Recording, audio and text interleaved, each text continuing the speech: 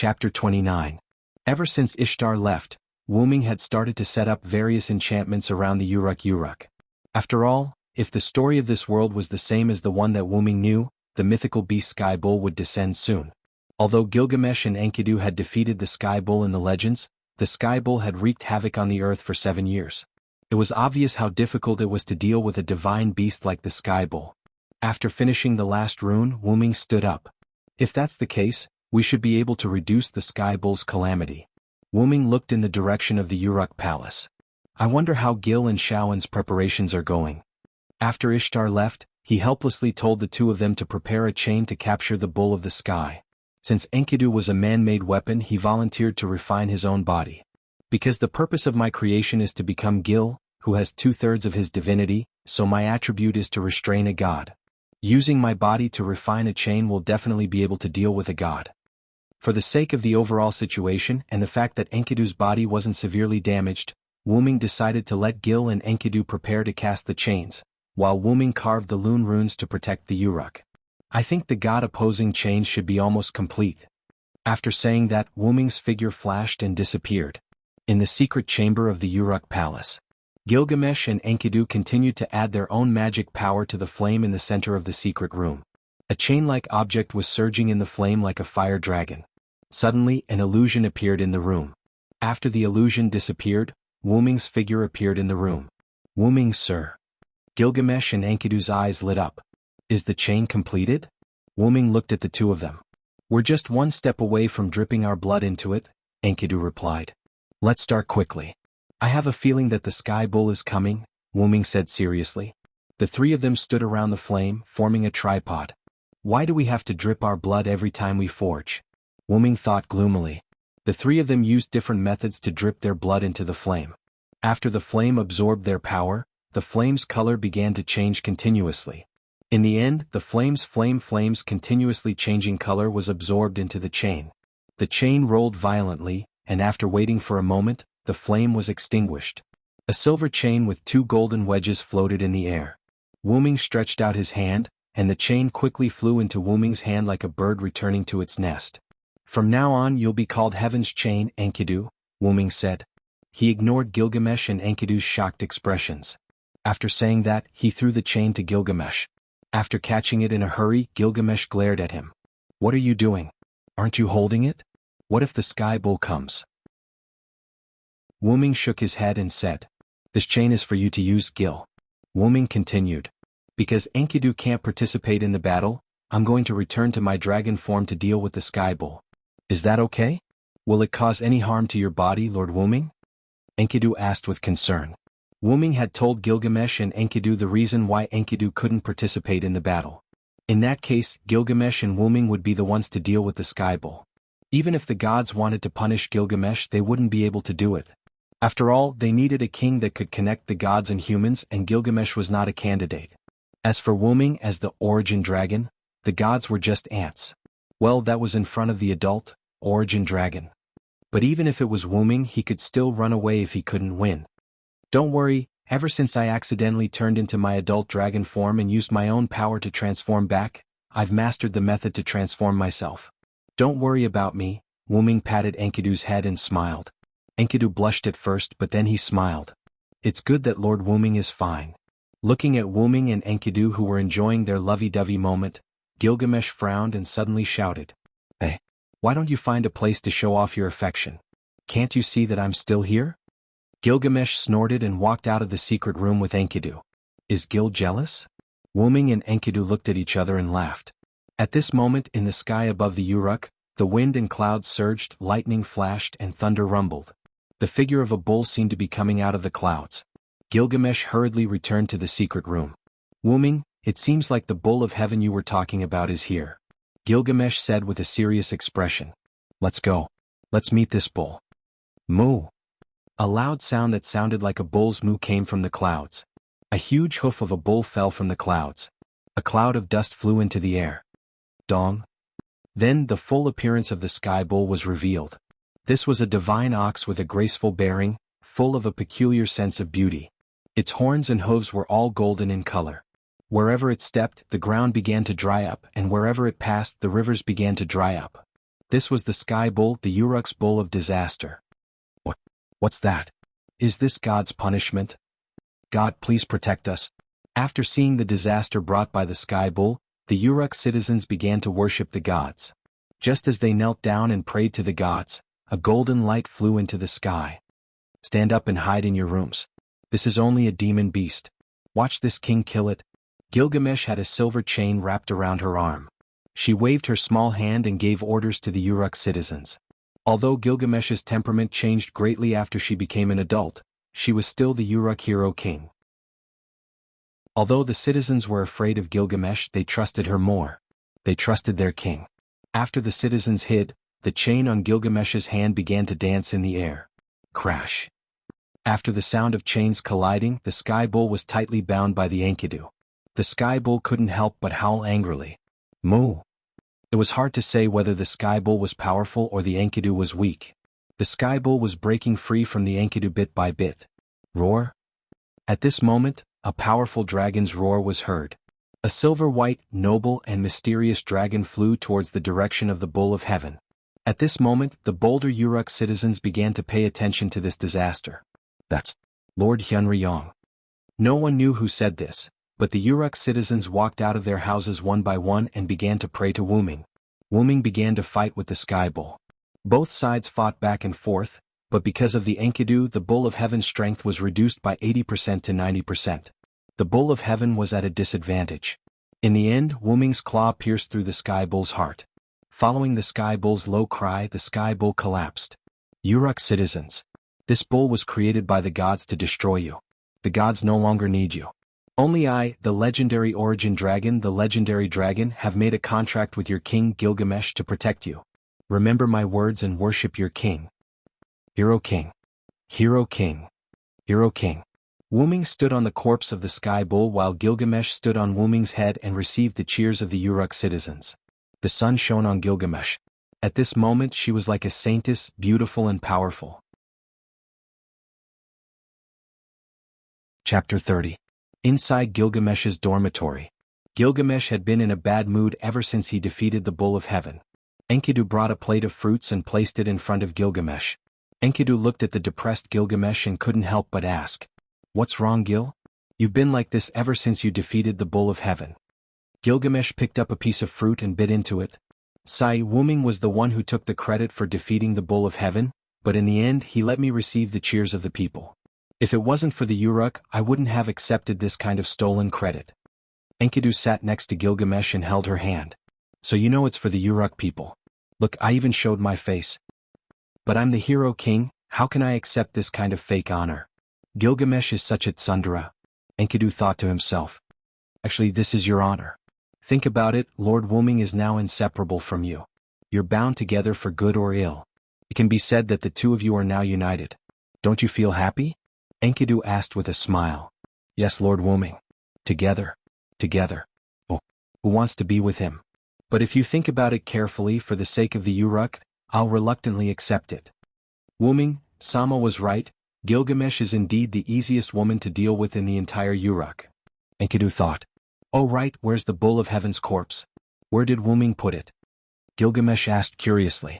Master Wuming said that the sky bull's body is full of treasures. According to Master Wuming, the corpse of the sky bull has been sealed with a magic scroll for future use. Enkidu said as he wiped the cold sweat off his forehead. Why didn't I realize that Lord Wuming was so thrifty? By the way, Enkidu. Yes. What's wrong, Gil? As he spoke, Gilgamesh opened the gate of Babylon behind him, or rather, the gate of Babylon, and reached his hand into it as if he was groping for something. A moment later, a silver chain appeared in Gilgamesh's hand. The chain is... Here your stuff. After all, it was a chain forged from a part of Enkidu's body, so Gilgamesh believed that its owner was Enkidu. However, in this situation, Enkidu only smiled and pushed his hand away, rejecting Gilgamesh. This is the proof of our friendship. It belongs to you, Gil. Gilgamesh also smiled. I knew you would say that. However, this chain is more useful to Wuming, so I've decided to give it to him. Gilgamesh's words stunned Enkidu. That's right, as the origin dragon, Lord Wuming will definitely have countless adventures in the future. As a divine weapon, Enkidu will definitely be very useful. Gil, take this Enkidu. As for Master Wuming, I'll think of something. As he finished speaking, Enkidu's gaze became firm. Gilgamesh seemed to have noticed something. After a moment of silence, he sighed. You've decided. A few days later, Ishtar drove the heavenly ship Anna to the Hyunryong Palace once again. However, this time, Ishtar's attitude was very respectful. Although Enkidu did not like Ishtar, she still came to Wuming respectfully. Enkidu led Ishtar to the Hyunryong statue. Master Hyunryong, even if you win this time, can you return the corpse of the heavenly bull to me? An unnatural smile appeared on Ishtar's beautiful face. However, even if it was a forced smile, Ishtar was still a goddess of beauty. The figure of the Hyunryong statue appeared. Cough. You know, I've been hungry for a long time. Now that I saw such a big guy, I was excited and ate it. Sorry. Wu Ming said with a, I'm not full yet expression. You really know how to joke, Master Hyunryong? However, there's something I have to tell you. Enkidu is my father's child, so... Ishtar smiled mysteriously. Then she immediately flew away from the Hyunryong sacrificial palace on the heavenly ship Anna. The dragon figure changed and Wuming landed on the ground. Wuming looked at Ishtar's back as she left. He could not get over it for a long time. Could it be that the gods are going to attack you, Enkidu? Enkidu, who was standing at the side, only smiled calmly after hearing this. That beautiful face made Wuming feel like he was a god. Master Wuming, don't worry. Although I'm still a divine weapon created by the gods, because of you, I've become the human girl Enkidu. Enkidu leaned close to Wuming and hugged him. Enkidu is willing to become the heavenly lock and accompany you. Please forgive my willfulness, Master Wuming. After a while, Wuming also hugged Enkidu. You're such a silly girl. Gilgamesh stood outside the Hyunryong palace with his back against the wall. He looked at the sky. I wish you happiness, my friend. 3 days later, the gods used the chain used to subdue the heavenly bull for Enkidu. Gilgamesh and Hyunryong were essential figures in the Uruk. They decided to punish Enkidu by turning her back into dirt and returning her to the earth. Ever since the Uruk high priest Enkidu disappeared, the newly appointed high priest Dushili discovered that there was an additional silver chain on the stone statue of Hyunryong. Because the stone statue was lifelike, and the silver chain made it look even more lively. Because of the pain of his friend's departure and the revelation given by Hyunryong, the Uruk king Gilgamesh abandoned his people and began his journey to find the immortal grass of immortality. After going through untold hardships to obtain the immortal grass, he was eaten by a snake because of his carelessness.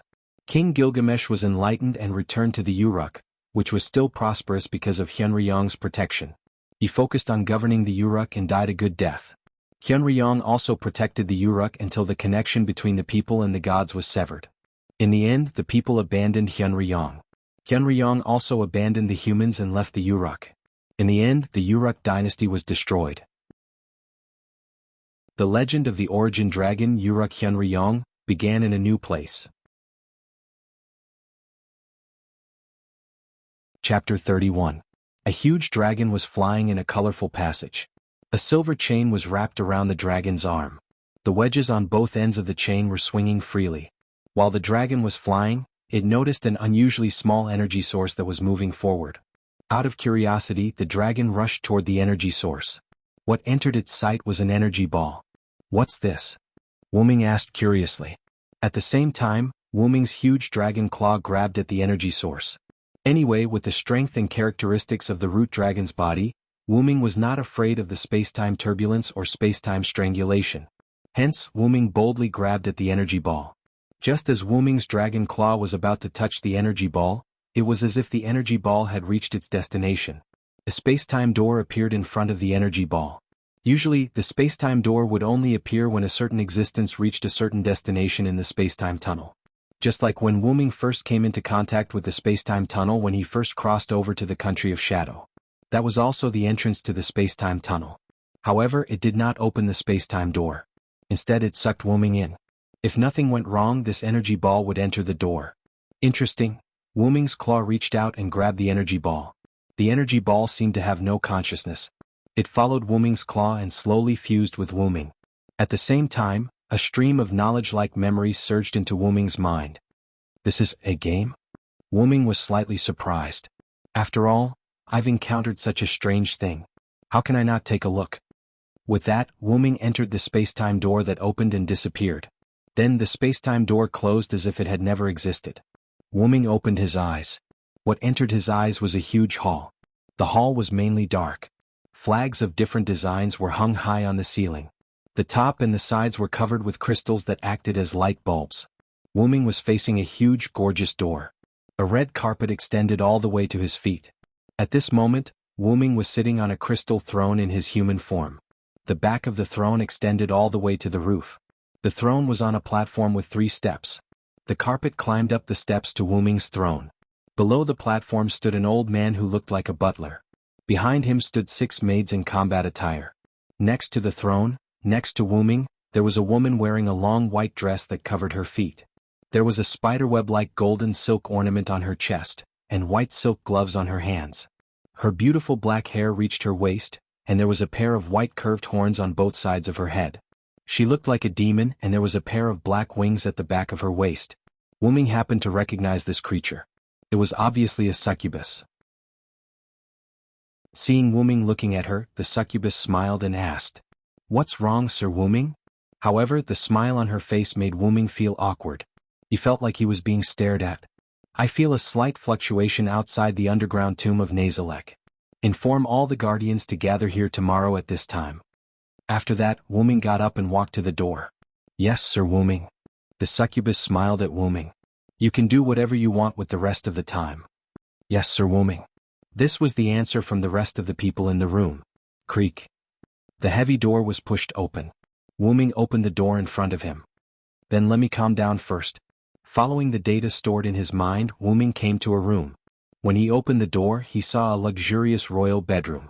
Wuming flew and threw himself on the luxurious bed in front of him. This is giving me a headache." What Nazalek Yggdrasil completely virtual reality game. The unknown energy ball that Wuming came into contact with in the time tunnel was actually a guild stronghold in a virtual reality game invented by humans in another world. The name of the guild was Nazalek's Underground Tomb. Because of the shutdown of the server, the guild leader guarded it alone until a second before the server shut down. Due to an unknown accident, the guild brought the soul of the human to this world. Because of Wuming's accidental contact, the soul of the human was repelled and sent back to the original world. Wuming replaced him and came to this world. Let's not talk about the power of this world first. I'm very curious about what interesting things will happen when the game transforms into a physical object. For example, even if the resurrection was considered a miracle in the world of the moon, it should be very common in the game. Then, what will happen when the game transforms into a physical object? Wuming turned around and patted his arm. "Enkidu, are you okay?" A silver chain appeared on Wuming's arm, flashing with a faint golden light. "Yes, Master Wuming, I'm fine. I didn't expect to be able to travel with you." This chain was Enkidu's transformation. Previously in Uruk, Wuming used the Loon runes and his own transformation to successfully deceive the gods. After Enkidu used a secret technique to create the heaven lock, Enkidu, Wuming wrapped it around his hand. Rather than being put into Dragonist Dragon's Nest by Master Wuming, I'd rather be in Master Wuming's hand. Therefore Wuming wrapped the heaven lock Enkidu around his hand. Wuming touched the heaven lock Enkidu and said slowly, "It's been hard on you, Xiaoen. No, to be able to follow Master Wuming, I was created as a weapon. My wish is to be treated as a person by Master, to be loved by Master, and to be used by Master. Right now I'm really happy." The heaven lock Enkidu flashed and spoke, revealing her everything. "Xiaoen, go and rest first. It's your first time going through the space-time tunnel, so you're probably still not used to it." "Yes, Master Wuming, I'll go and rest first." As she spoke, the heaven lock Enkidu dimmed and became the same as a normal chain. "Then, let's take a look at this guild's information." As he spoke, Wuming closed his eyes and began to look at the data in his mind. After a long time, Wuming opened his eyes. "I see this guild is quite interesting. The underground tomb of Nazalek was originally a checkpoint, but because it was conquered by the first members of Anziergong, the system reward became a stronghold, which was a guild. After the modification of the members of Anziergong's guild, it created the entire underground tomb of Nazalek Anziergong's large guild. I wonder how strong the otherworld Anziergong transmigrated to is. I'll go and find out after tomorrow's meeting." As he spoke, Wuming fell asleep. Please don't dream of Merlin. Chapter 32. The next day Wuming woke up early in the morning. Wuming had arrived at the underground tomb of Nazalek late last night. In addition, Wuming had traveled through time and space for a long time. After a night of rest, he was no longer tired. Because the order from yesterday was to gather at night, Wuming decided to walk around the underground tomb of Nazalik himself. Wuming picked up a ring from the table and put it on his finger. Moved to the first floor. In an instant, Wuming's figure flickered and disappeared. That ring was the guild ring of the underground tomb of Nasalik Ains Wurgong. Other than entering the underground tomb of Nasalik to verify his identity, it also had the ability to move around the underground tomb of Nasalik without restriction. What entered his eyes was a hall filled with stone coffins. Stone pillars supported the hall and were evenly distributed around the hall. The stone coffins were also distributed according to the ratio. Wu Ming could clearly sense that every sarcophagus had a magical reaction, as well as the reactions of unseen creatures around them. They were probably the monsters guarding the first floor of the underground tomb of Nasalik. As expected of the underground tomb of Nasalik. Let's not talk about the strength of these monsters. Just looking at them is enough to scare people. Wu Ming didn't care about this and continued to walk toward the door of the hall. As soon as he walked out, he saw a slightly desolate courtyard. Although it was called a courtyard, it was actually a graveyard. Stone tablets were erected in the courtyard. Needless to say, the ground in the courtyard was filled with monsters. The courtyard was surrounded by a 3-meter-tall wall. In front of Wu Ming was the entrance to the graveyard. At this moment, it was daytime in this world. Wu Ming looked at the vast sky and couldn't help but sigh. As expected, no matter which world it is, the sky is beautiful. After staying on the first floor for a while, Wu Ming observed the second to the 8th floor. He had to admit that the people of Ains Wurgong had all kinds of strange taste. There were a total of 10 levels in Nazalik's underground tomb. The first 3 levels were the graveyard, which fit the name of a tomb. The 4th floor was a massive underground lake. This floor was a little special as there were no NPCs here. This was because the NPC on this floor was Graham, a large stone puppet with no self-awareness. Activating it required a lot of time. The 5th level was an ice field, where the cold winds were fierce and bone-chilling. The 6th floor was a jungle, but there was an arena in the middle of the jungle. The structure was very similar to the Colosseum in Rome. The 7th floor was a lava zone, and the temperature was frighteningly high. The 8th floor was a wasteland. The NPCs on this floor were also special. As for what was special about them, that would be explained later. The 9th floor, which was the floor where Wu Ming had slept last night, was a royal suite. After all, this was originally a guild stronghold in the game. Players would also enjoy it, so this floor was set up. The 10th floor was between the thrones that Wu Ming had been in when he arrived at the underground tomb of Nazalik yesterday. This floor was the room. It wasn't big and was only used for decoration. After all, the players discussed things on the 9th floor. The 10th floor was just a symbolic building. After strolling around, it was almost time for the scheduled gathering. Wu Ming directly teleported to the throne on the 10th floor. The scene in front of him changed and Wu Ming arrived in front of the throne. There were all kinds of members of the opposite sex gathered under the throne. Demons, bugmen, dark elves, vampires, and so on.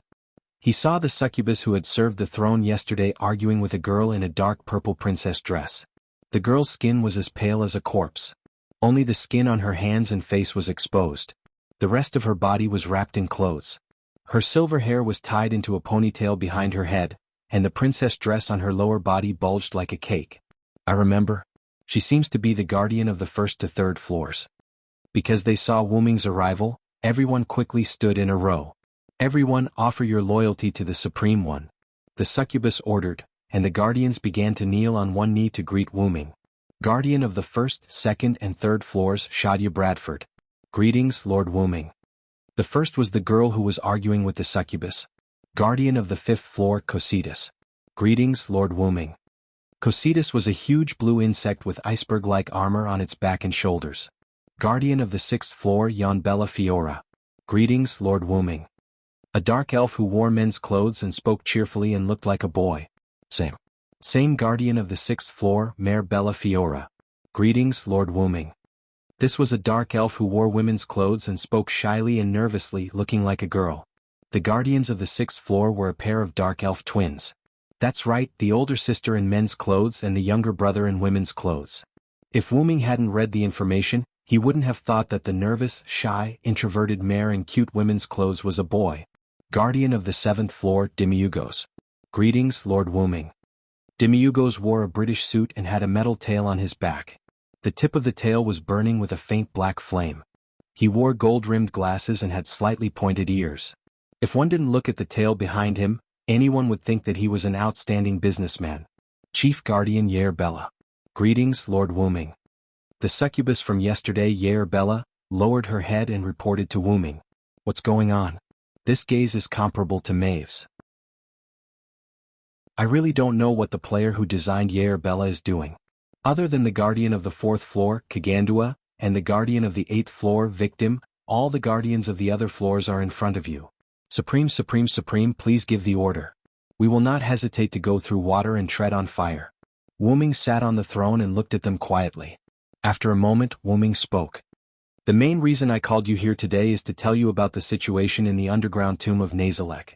The guardians raised their heads slightly and looked up at Wuming. The underground tomb of Nazalek has been moved to another world due to an accident. Looking around at the guardians, Wuming continued. I took a look this morning. The underground tomb of Nazalek is on a plain. There are no signs of activity within a kilometer of it. This is undoubtedly a good thing. The reason why Wuming stayed on the 1st floor was because Wuming used magic to detect the surroundings of the tomb. As aberrations, if we were moved to a human gathering place, it would be troublesome. In the game Yggdrasil, there were only 3 races for players. Humans, subhumans, and aberrations. Humans were categorized as dwarves, elves, and so on. Subhumans were categorized as goblins, ogres, and so on. As long as they were not humans or subhumans, they were all aberrations. For example, slimes, bugmen, demons, and so on. Of course, Wuming was a dragon in the minds of these NPCs. He used a secret technique to switch between human and dragon forms. From now on, the underground tomb of Nazalek is on the highest alert. Yes, Lord Wuming. Now let's talk about your problems. Chapter 33. There was a long hole in the wall in front of Wuming that looked like a cupboard. There was a twisted scepter floating in the hole. The tip of the scepter was in the shape of a cup, and there were 7 snakes coiled clockwise in the cup. Finally, the snake heads poked out of the cup, and each snake had a gem in its mouth. The 7 gems of different colors shone with a mesmerizing light. Wuming reached out his hand, and the scepter automatically floated into Wuming's hand. Holding the twisted scepter, Wuming looked at the twisted black and purple souls that appeared in the cup of the scepter. He could not help but feel helpless at Ains Ergong's bad taste. This should be a guild weapon, right?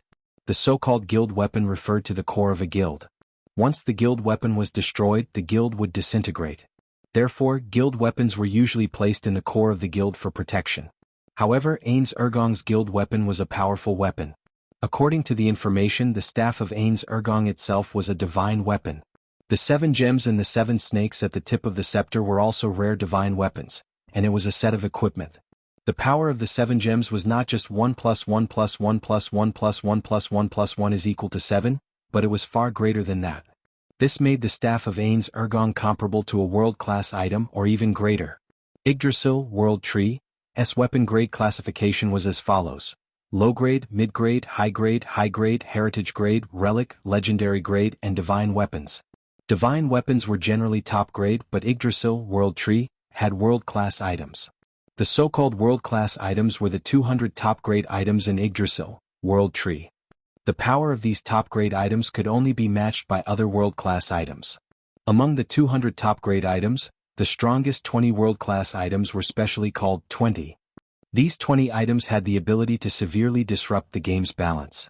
Because of this, these 20 world-class items could only be used once. After using them, they would disappear. In the game, these 20 world-class items would disappear after being used. After that, they would reappear somewhere in the Yggdrasil World Tree. According to Wuming's memories, Ains Ergong was the guild with the highest number of world-class items. They currently had a total of 11 world-class items. Originally, they had 12 world-class items, but one of them was taken away by an enemy guild. In the Yggdrasil game, the guild with the second highest number only had 3 world-class items. From this, it could be seen how powerful Ains Wugong was. Among the 11 world-class items that belonged to Ains Wugong, 2 of them were ranked 20 world-class items. These 2 world-class items were stipulated by the guild members that they could only be used when the enemy used an item of the same level. The staff of Anzi Ergen? Wuming could not help but sigh. Wuming couldn't help but think as he looked at the large amount of information about the scepter.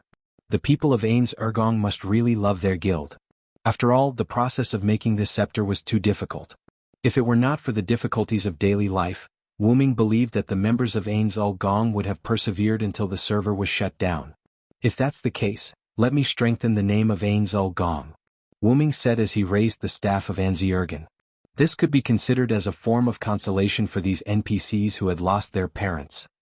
After Wu Ming stored the staff of Anziergen into Dragonist, Dragon's Nest, he used the ring of Anziergen to teleport to an office-like room.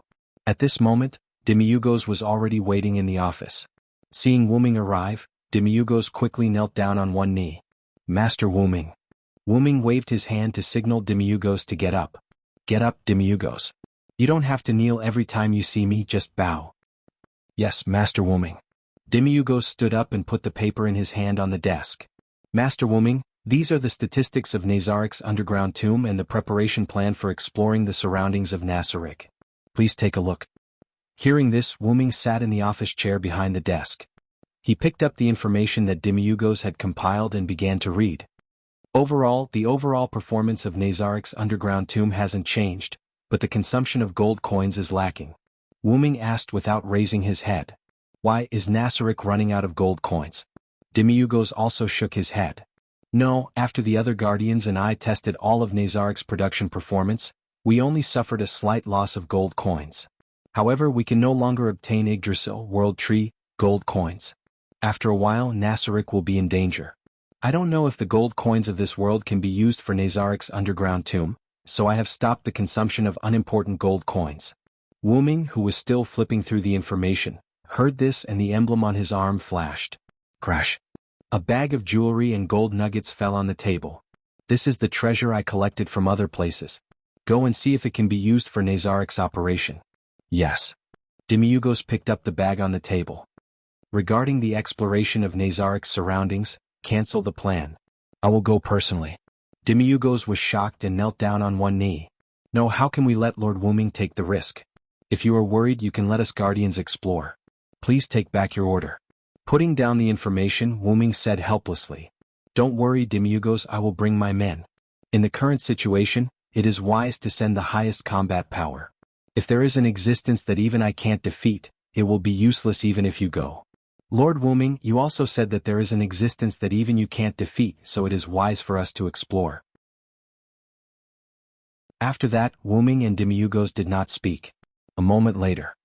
Get up, Demiugos, I have made up my mind. At worst, I will bring Yair-Bed. Yair-Bed was Nazarik's guardian, so he had the strongest defense. Whether it was his own defense or the protection of a specific person, Yair-Bed had the strongest defense. Yes, Lord Wu Ming, I wish you the best of luck. That's all. The plan will be implemented in 3 days. Let's first operate Nasarik properly. Yes. Then please forgive me for taking my leave. Go ahead. Demiugos turned around and left the office. After that, Wu Ming leaned on the soft back of the chair and let out a long sigh of relief. This is a different world, a different world. How can I not take the risk? I am a traveler. 3 days later. In the library on the 9th floor. Wu Ming was tidying up all kinds of magic books. After all, there were many practical spells in Yggdrasil, such as detection, anti-reconnaissance spells, and teleportation gates, which were more practical for Wu Ming. Alright, that's all for now. As expected of one of the strongest guilds, the members of Ains Wugong really can't be underestimated. There were a lot of books in the library. Although more than half of the books were biographies and background stories, and some of them were guides. Magic books only took up a small portion, but the number of books was still shocking. Wu Ming had been reading for the past 3 days. He had only spent some time organizing the books to be stored in Dragonist, but the collection of books did not affect the library at all. Yair-Bed should be waiting for me in the throne room now. As he spoke, the ring of Ains Wugong on Wu Ming's hand lit up, and Wu Ming disappeared. Wu Ming's journey to the other world was about to begin. Chapter 34. On the endless grassland, a green creature that looked like a bear or a deer was running. Taking a closer look, the creature carried 2 people on its back, a man and a woman. The man had black hair and black eyes. He was wearing Sumer-style clothes and looked very exotic. The woman had black hair and golden vertical pupils. She had 2 twisted horns on her head. She was wearing a white dress and had a pair of black wings behind her waist and abdomen. Although the woman was beautiful, she was obviously not human. What a strange magical beast, Lord Wuming. Yer Abed sat on Funbaba's back and praised. Is that so? Is there no such magical beast in Yggdrasil? Wuming lay on Funbaba's back and basked in the sun. Well, although there are similar magical beasts, I have never heard of weapons and equipment turning into magical beasts. That's right, Funbaba was the magical beast Funbaba that Wuming took away when he left Babylon. It had already fused with Yggdrasil. Because the grassland was relatively large, Demiurgos chose a mount for Wuming to travel on. After Wuming refused, he took Yggdrasil out of Dragonist and made it appear as Funbaba. Under the amazed gaze of the guardians, Wuming held the hand of Yer Abed, who had no regrets in his life, and sat on Funbaba's back. After that, before the guardians could react, Wuming used the ring to teleport to the first floor of the great underground tomb of Nassarik, directly avoiding the guards that the guardians had assigned to Wuming. In the midst of the chaos, Wuming successfully escaped from Nassarik with Yer Abed. Now that I think about it, I have to let them complain for a while when I go back. Wuming patted Funbaba's back and said directly, Funbaba, determine the direction of someone's life and move in that direction. Whoa. Funbaba let out a low cry and ran faster. Because of Funbaba's special ability and Yggdrasil's ability, Funbaba could control things with the wood attribute, including detection and so on. Therefore, Wuming handed the task of finding people around Nassarik to Funbaba. By the way, just call me Villo in front of outsiders. Yes, Lord Wuming. Beta should lie down too. Funbaba's back is very comfortable. Hearing this, Beta's eyes lit up, and his expression became terrifying. Yes, Lord Wuming. Hey. What are you doing? Lie over there, don't be afraid to lie on me. That won't do, Lord Wuming. In order to prevent an enemy attack, I have to stay close to protect him. I think you're just taking advantage of me. Go away. Lord Wuming, what the hell is going on? Funbaba, who was running, shook its head helplessly like a human and increased its speed again. Soon, Funbaba stopped in a forest that was not too dense. Wuming, who was on its back, panted tiredly. Beta, stop first. There's a situation in front. Yet, Beta's face was also flushed and he was panting heavily. Yes, Lord Wuming. Wuming got down from Funbaba's back and wanted to walk forward. What's going on with Beta's character? Is the player who designed her a pervert? After getting rid of the messy thoughts in his heart, Wuming looked forward. Wuming took a closer look. Houses were lined up on a flat ground. There weren't many of them, only the number of a village. Although the houses were simple, they were full of vitality. However, the ground and walls of the village were now full of dark red liquid, which was disgusting. That's blood. Knights in full body armor wielded swords and killed unarmed villagers one after another. At this moment, a pair of sisters escaped from the village in the direction of this forest. However, behind the two of them were two soldiers. Coincidentally, the younger sister of the sisters fell because she was too young. Quick. Nim, get up quickly. We have to get out of here quickly. Because she often did farm work, the older sister's physical fitness was obviously much better than the younger sister. She pulled the younger sister up from the ground with a little strength. Okay, I know, sister. Nim said while holding back her tears. Okay, let's run. Just as the older sister was about to pull the younger sister and run again, an exasperated voice sounded. Run. Where do you think you're going? A knight who slaughtered the villagers stood behind the sisters. I can't believe I was delayed by you two brats. I'm so angry. The knight roared and swung his sword at the sisters. Nim. The older sister quickly hugged the younger sister. At the same time, she also closed her eyes. Clang? The expected pain did not come. Instead, there was a sound of metal colliding. How is this possible? The knight let out a panicked voice. The young girl boldly turned around and saw a black-haired, black-eyed young man wearing a foreign race's costume standing in front of the knight. The knight's sword was firmly held by the young man. Seeing this, the young girl widened her eyes. I thought it was some special event. In the end, this is some high-level conspiracy. Wuming said in boredom. With Wuming's many years of experience in politics, he could almost guess why the knight slaughtered the villagers for no reason. Just in time to try out the magic I learned these few days. Wuming exerted force in his hand and said softly, Dragon Thunder. A large amount of blue lightning emerged from Wuming's body and passed through the sword in Wuming's hand to the knight's body. Ah!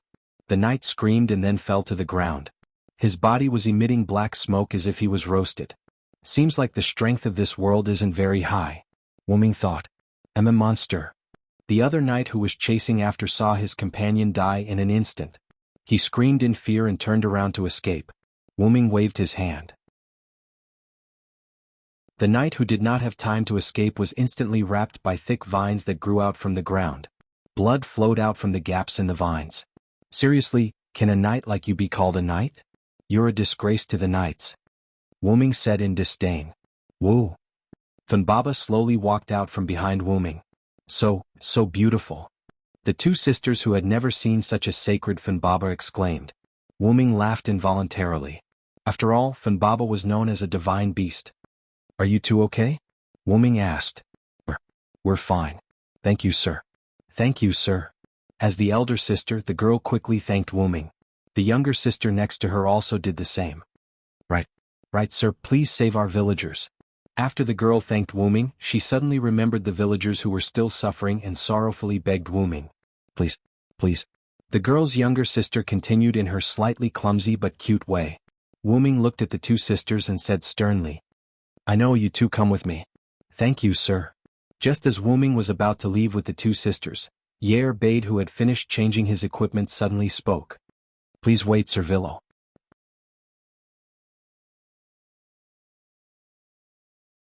Chapter 35.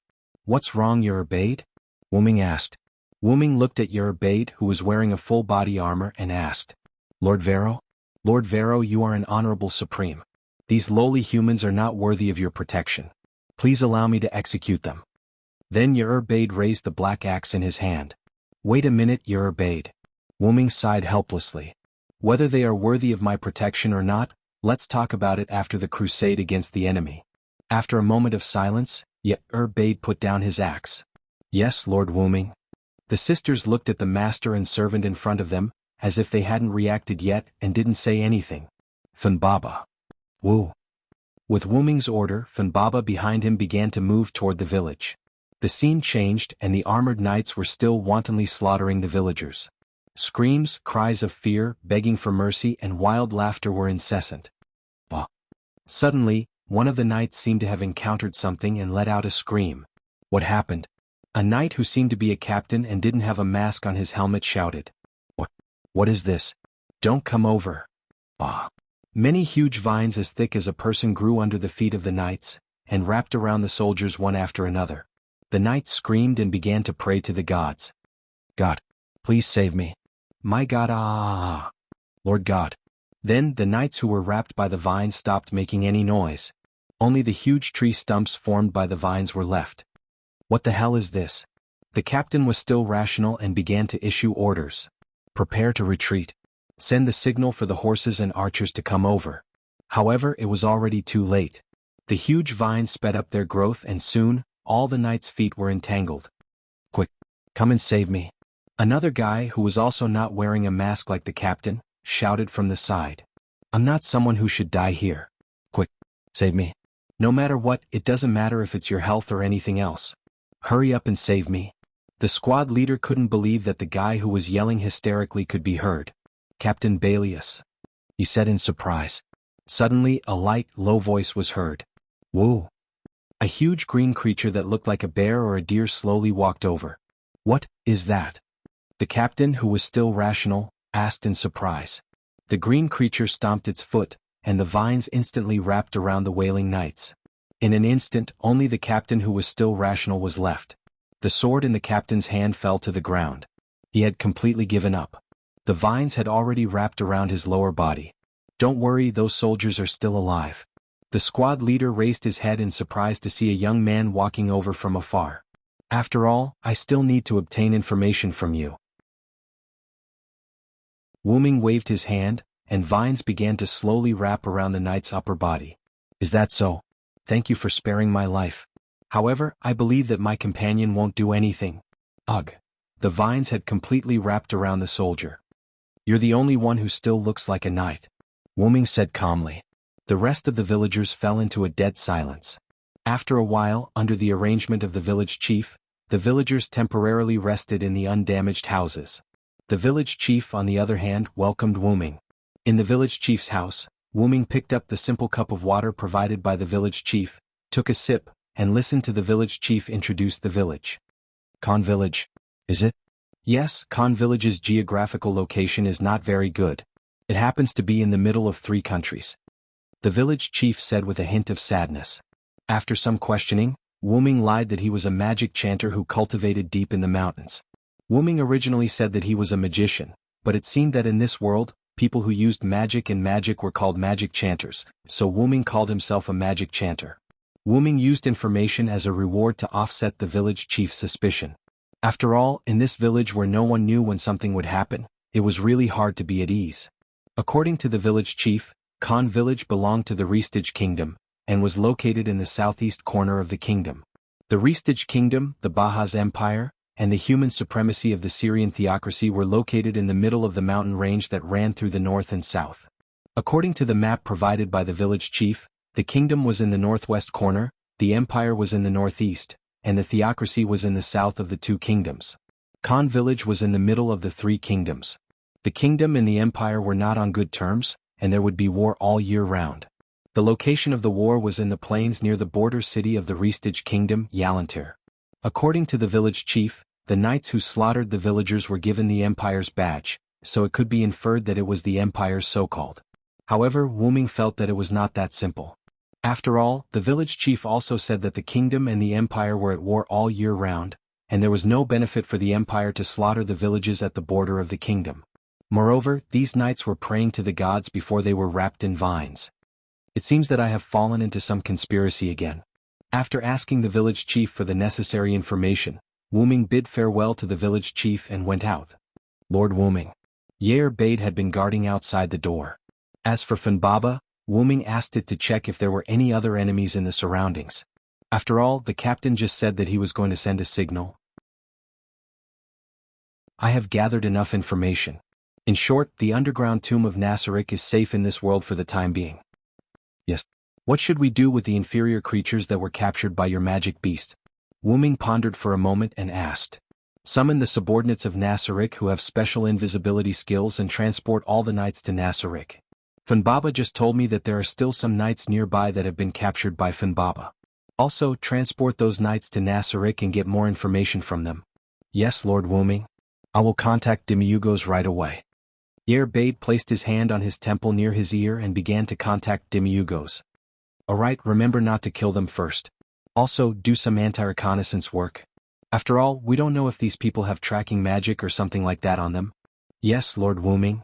After saying that, Wuming walked away and began to walk around the village. As he walked, Wuming heard a lot of crying. Wuming looked and saw that it was the families of the dead villagers. Among them were the sisters that Wuming saved. They were crying on the corpses of their loved ones. I'm used to seeing people die. In the end, I still can't help but feel melancholy over tears.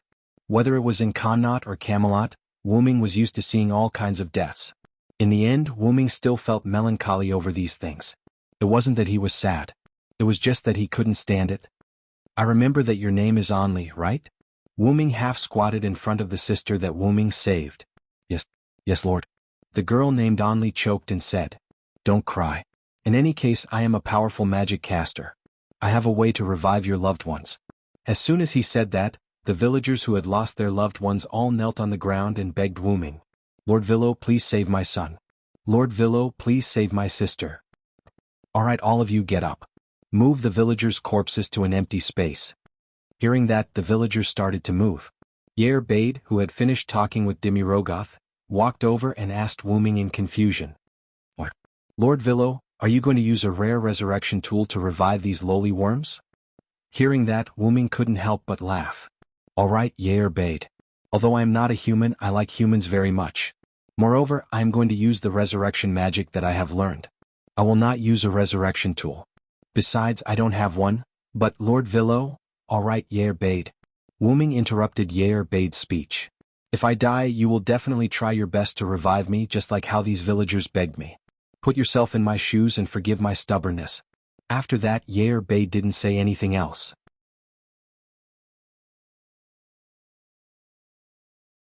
Chapter 36. The villagers had already moved the corpses to the village square. Everyone made way for Wuming and waited quietly for him to cast the spell.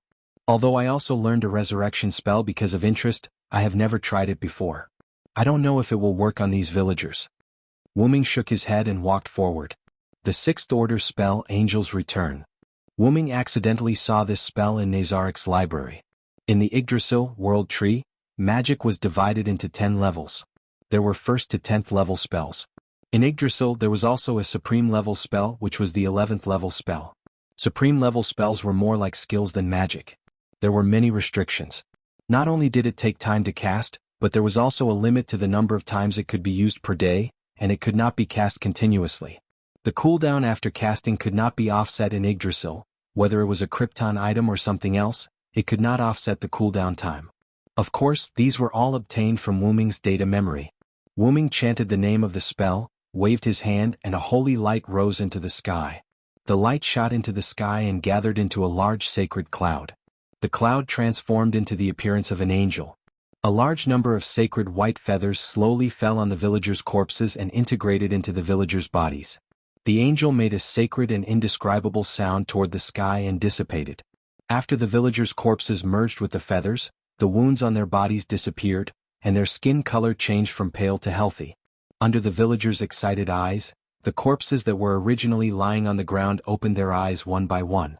The family members of the resurrected villagers, including Onli and her sister, rushed up with the villagers' cheers and hugged their family members fiercely. The sixth order spell is so powerful it scared me. It seems that I have to go back to Nasarik to find some items to use. Wuming did not expect this spell to be so amazing. After all, the Dragon Thunder that Wuming used before was also a sixth order spell. Wuming-sama, Yauda has been waiting outside the village with the special forces. At this time Yauda walked behind Wuming. Stay low for now, I don't think it will be so simple this time. Yes. Wuming couldn't help but sigh as he turned to look at the villagers who were crying with joy. To be able to see you all so happy, my efforts have not been in vain. After all, ever since Wuming could remember he had always thought that he was a human being. After knowing that he wasn't, Wuming still had special feelings for humans. After settling down the villagers who had just been revived, the village chief grabbed Wuming's hand and thanked him profusely. Thank you so much, Sir Villo. Wuming felt a little helpless against such a village chief. All right. Village chief, you've thanked me enough. Village chief, you've just suffered a disaster. You should go and arrange the situation of the village. All right, Sir Villo, thank you so much. Just as Wuming was about to say something polite, a villager suddenly ran over. Not good, village chief. A group of cavalrymen is approaching. What? This, Sir Villo? Seeing the village chief's expression, how could Wuming not know what was going on? I understand, village chief. Let the villagers hide first. I'll go with you to see what's going on. All right. After a while, Wuming and the village chief stood at the entrance of the village. A group of cavalrymen with different equipment rode over. The leader was a man in his 30s. The man rode his horse to the front of Wuming and the village chief and said, I'm Gejef Stolanov, the head warrior of the Riesti kingdom. I heard that there were cavalrymen from the empire causing trouble nearby. I've been ordered by the king to suppress them. I'm currently patrolling the villages.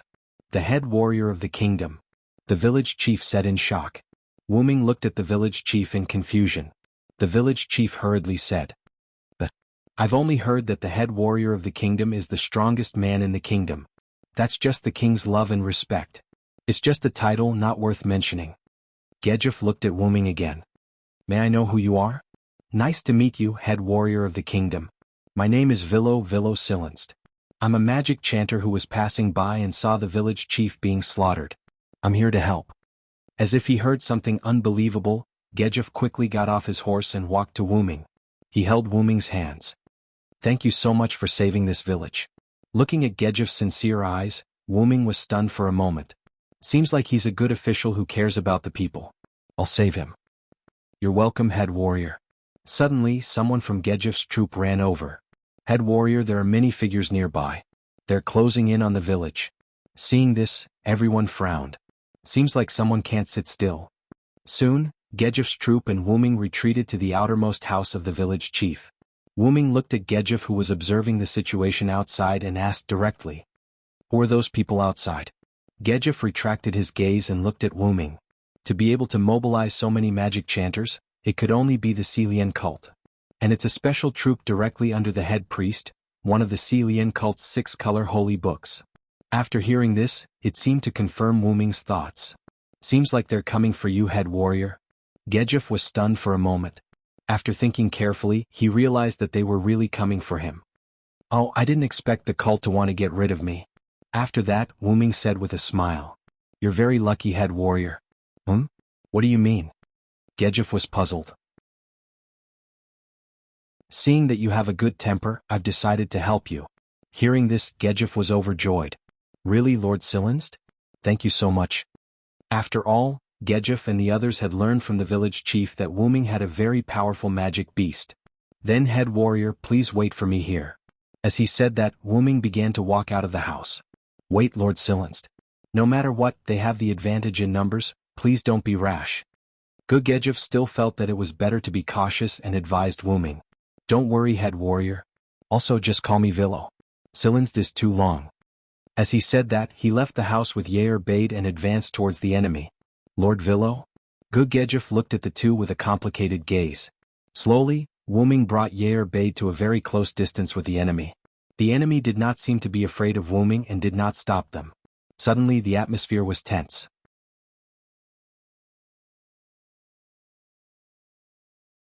Chapter 37.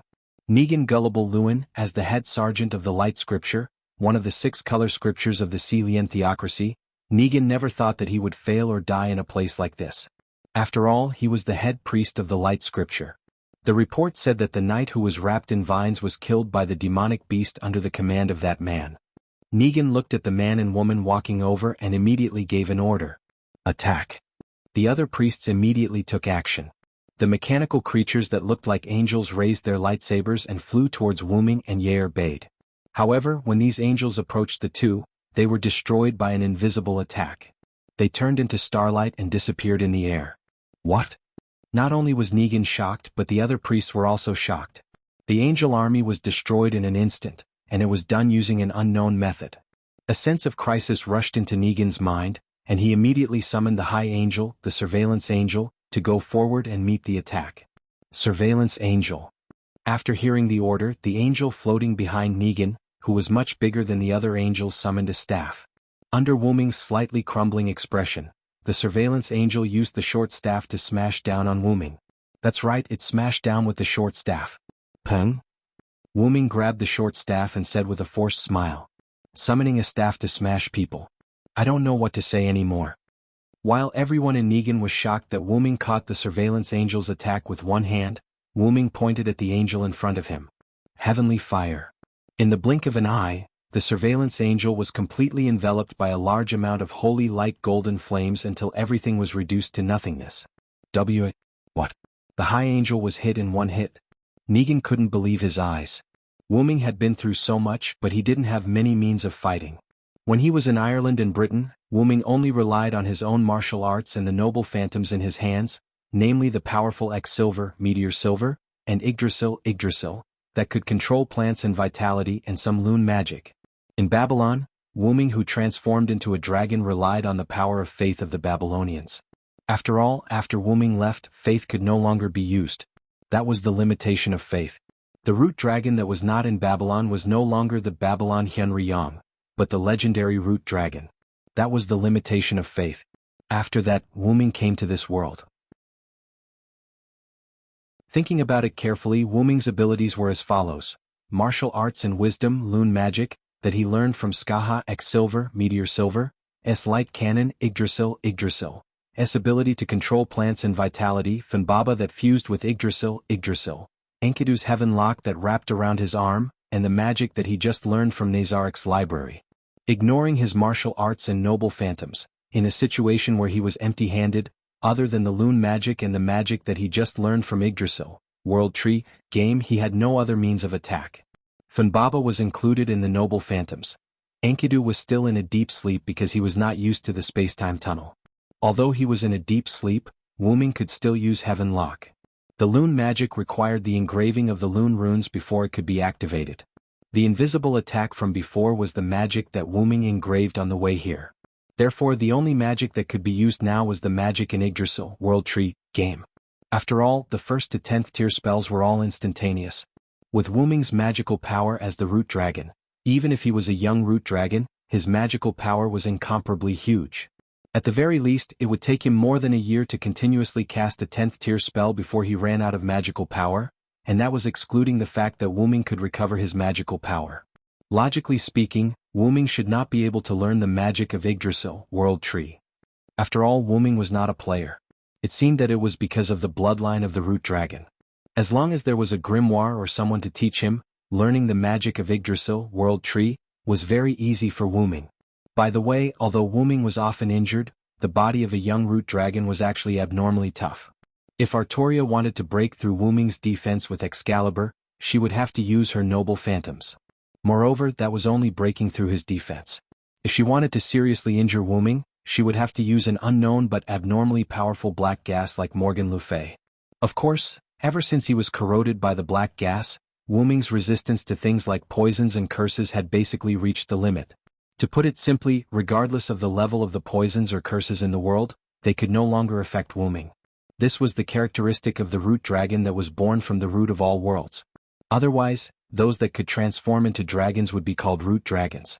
For example, special abilities such as traveling through space and time without being affected, and learning the magic of Yggdrasil, World Tree, that should not be able to learn, were all brought about by the bloodline of the root dragon. Don't worry. If this thing doesn't die after being hit by a tier 9 magic, I'll have to look at it in a different light, Wuming said with a wave of his hand. Although Nasarick was an alien guild, the spells that the members of the guild organized were not only of the Dark series. The Skyfire just now was a Faith-type spell. Although it was strange to use Faith-type magic to attack an angel, Wuming did not think too much about it. The Skyfire spell had a special ability that increased its attack power on non-human enemies. In Yggdrasil, World Tree, apart from races such as humans, elves and dwarves, demi-humans, aliens such as orcs, goblins, ogres, vampires, bugmen, demons and dragons all had attack power. Coupled with the support of Wuming's powerful magic, how could a mere level 45 monster withstand it? That's right, Yair Bade was the one who told Wuming the monster's level. According to Yair Bade, there were such monsters in Yggdrasil, World Tree. Is it a coincidence, or? Wuming pondered. What? Tier 9 magic? How is that possible? Negan shouted as he broke down. Maman, calm down. You're the leader of these priests after all, Wuming said with a smile. Impossible. How could anyone know a tier 9 magic? Negan seemed to have broken down as he took out a crystal from his pocket. Item?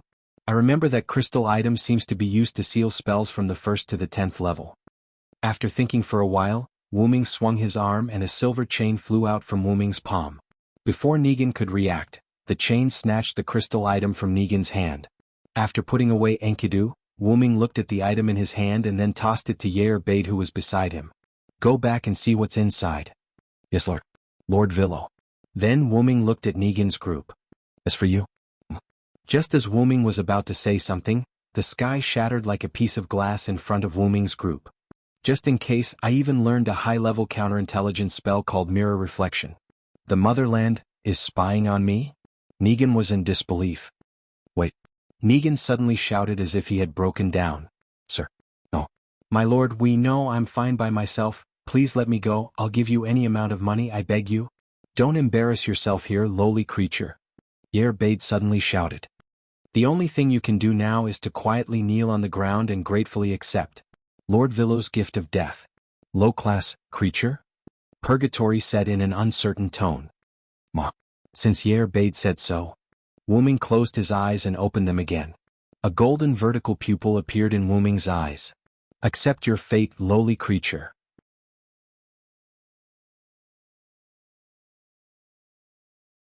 Chapter 38. Under Wuming's orders, Yo captured the members of the sacred scripture of sunlight and brought them back to Nasarick. Wuming used the excuse that the sacred scripture of sunlight could be resurrected to order Yo not to kill the members of the sacred scripture of sunlight. This was cruel to the members of the sacred scripture of sunlight. After all, Nasarick was an alien guild created by a group of insane gamers. After Nasarick transformed into a physical body, Nazarik's interrogation methods were devastating. Moreover, Wuming had ordered them not to kill the members of the sacred scripture of sunlight. It was obvious that the members of the sacred scripture of sunlight had been offended. However, this had nothing to do with Wuming. The battle between Wuming and the members of the sacred scripture of sunlight was witnessed by some villagers and Gujiefu. Wuming used the excuse of feeding the magical beasts to transfer the members of the sacred scripture of sunlight to Nasarik. Since he had gathered enough information about this world, Wuming decided to bid farewell. Is that so? Is Lord Villo leaving? Gujiefu asked thoughtfully. Lord Villo, I would like to thank you again. Thank you for saving my parents. Thank you. Anli and Nim heard that Wuming was leaving and hurried over to express their gratitude to Wuming. Wuming could only smile helplessly. Oh yes, Anli, I have something for you. Wuming extended his hand to Yo-Bade. Yes. Yo-Bade took out 2 objects that were the size of a cow's horn and handed them to Wuming. This is a flute that can summon goblins. Use it well. Anli was taken aback. She wanted to reject the gift, but Wuming stuffed it into her hands. Lord Villo, this is too precious. It was a magical item, and it was extremely powerful for a village girl like Anli.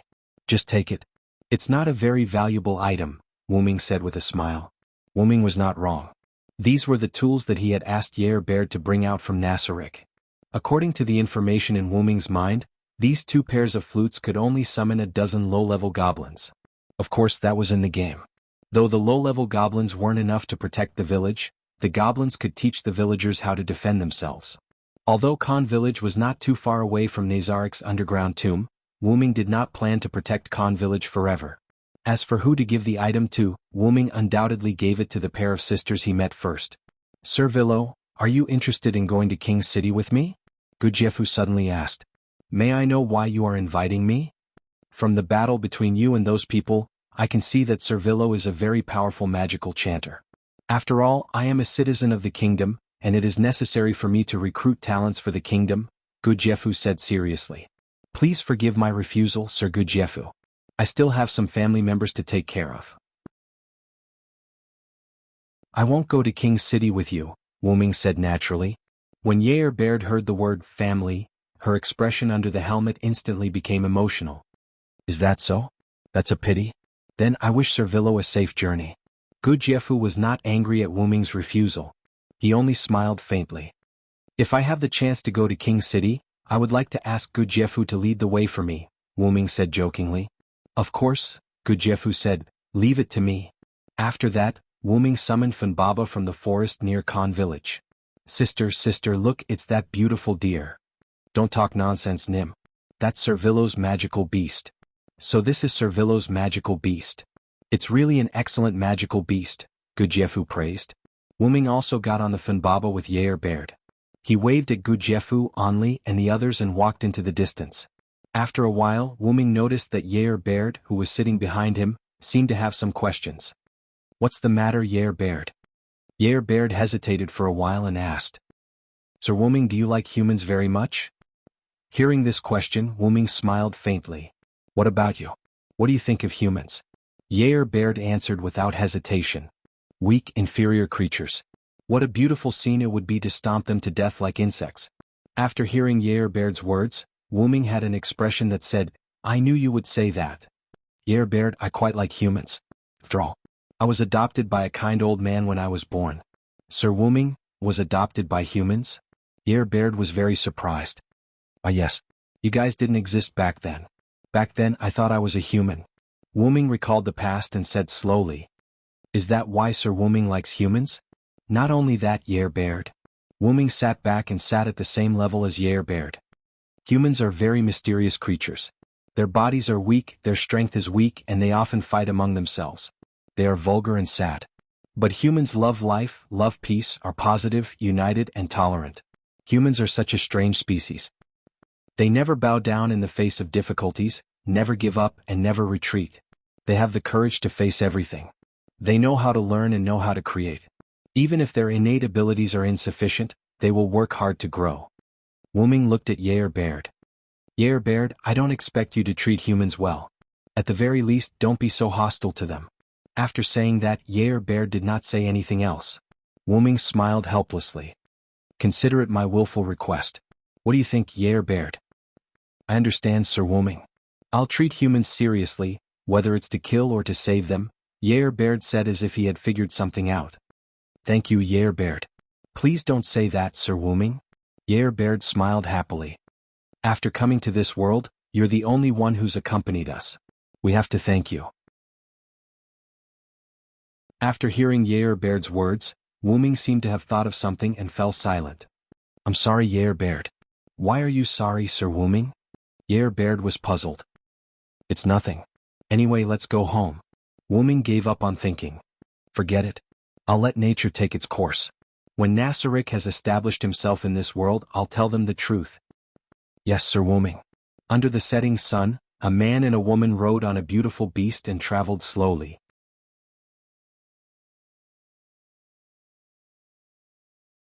Chapter 39. The office on the 9th floor of Nazarick's underground tomb. Wu-Ming sat on the office chair and listened to Baird reading the report. Also, the magic sealing crystal contains a level 60 devil, the Radiant Lord's angel. According to the person called Purgatory, this angel once killed the devil god that ravaged the continent. Currently, this is the situation in Nasarick. Please take a look. After Baird finished reading, he placed the document in front of Wu-Ming. Celian Cult Nation. 6-color scripture, Wu-Ming picked up the document in his hand and started reading. A cult nation that exterminates all non-human creatures above humans? The Celian cult nation and our Nasarick are really incompatible. Wu-Ming rubbed his forehead helplessly. Such a nation was really disadvantageous to Nasarick. Don't come into contact with the cult nation for now. Set up a devil beast near Khan village that can avoid being detected by intelligence magic and has stealth abilities. That's all for now. Yes. You've worked hard, Baird. Go back and rest. Wu-Ming leaned back on the chair and said to Baird. How could that be? Lord Wu-Ming, as long as it is for the sake of Ji-Zun, the person I love the most, I will do anything. Seeing that Bedford had turned into an infatuated girl again, Wu-Ming couldn't help but turn his head away. I still want to complain. What's with Baird's broken character? Suddenly, a charming voice traveled into the room. Excuse me. Satya pushed open the door and walked in. Satya? What's the matter? Wu-Ming asked curiously. I'm here to admire Lord Wu-Ming's majesty, Satya said with an infatuated expression. Oh, is that so? Then you should be satisfied. Satya, you can leave now. I still have important matters to discuss with Lord Wu-Ming, Baird said expressionlessly. Old woman, you're so annoying. Are you in such a hurry because it's past its expiration date? Satya said with an I knew it expression. Then is there anything else on your body that can be eaten? You're like a bunch of food samples. In fact, Baird looked at Zacia's chest. I'll kill you, old hag. Who are you calling past their expiration date? Bastard.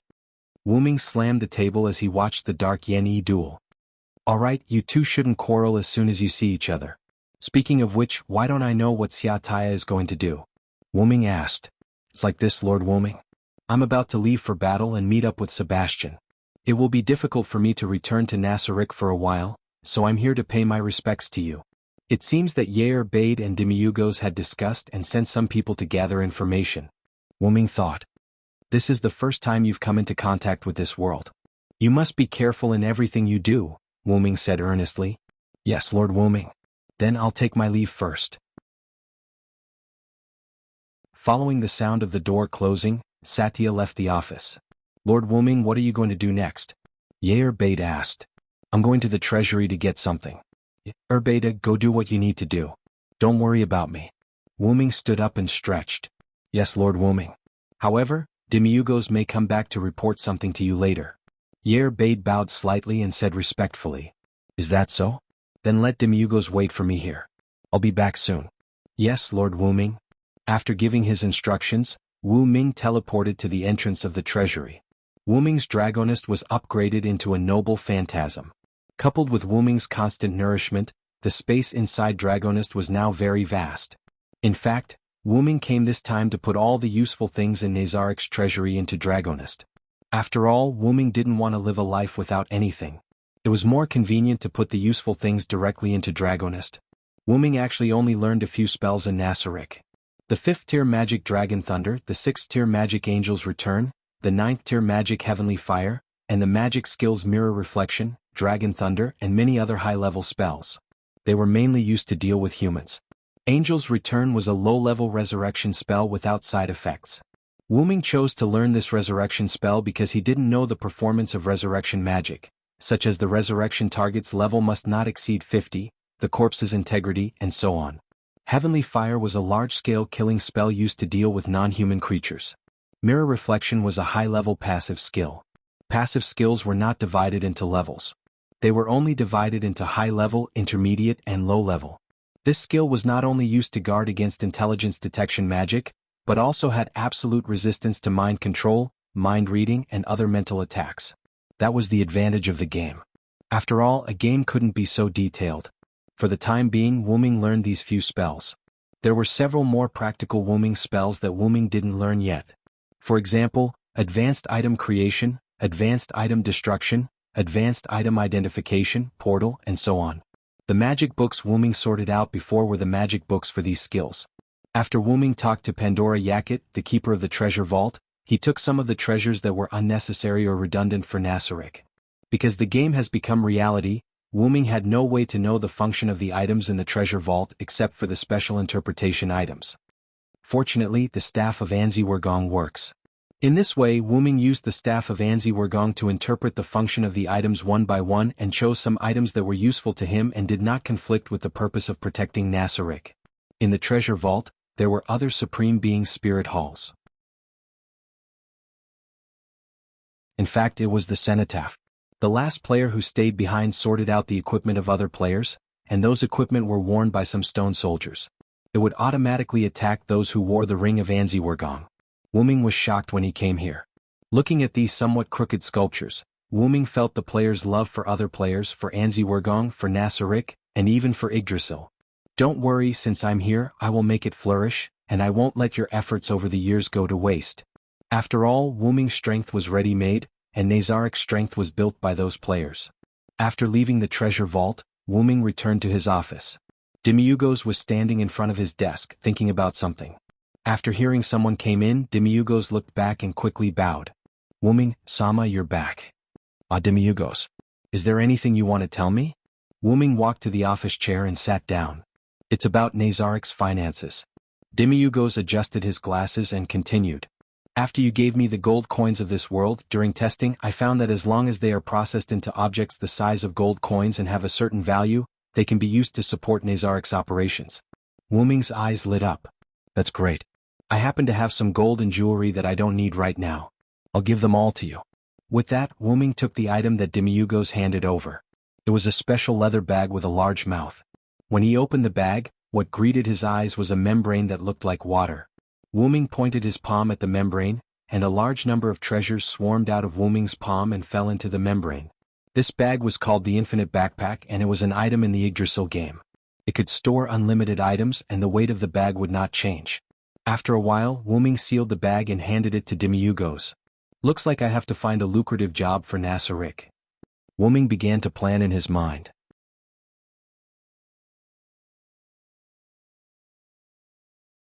Chapter 40. 10th Floor, Nasarick Library.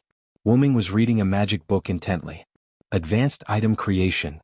As his voice fell, Wuming had a magnificent greatsword in his hand. Wuming waved it casually.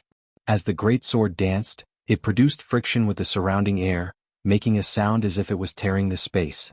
The skills in the game are really abnormal. With high-grade item creation alone, you can create weapons with high durability and power. High-level item creation was a skill that could create simple weapons or items in Yggdrasil, but its effect in the game was a bit weak. After all, powerful weapons or items in the game couldn't be created with high-level item creation. For example, divine artifact and world-level items. It stood to reason that this skill shouldn't change even after the game was transformed into reality, but advanced item creation. As he chanted the spell, a silver chain appeared in Wuming's hand. Then Wuming chanted another spell. Advanced Item Identification.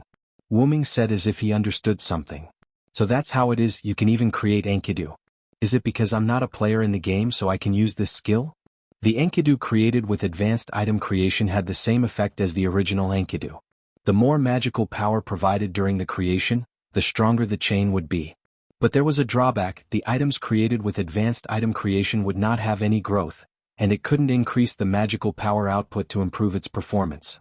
That was the only drawback. However, Wuming took advantage of one of the advantages of advanced item creation.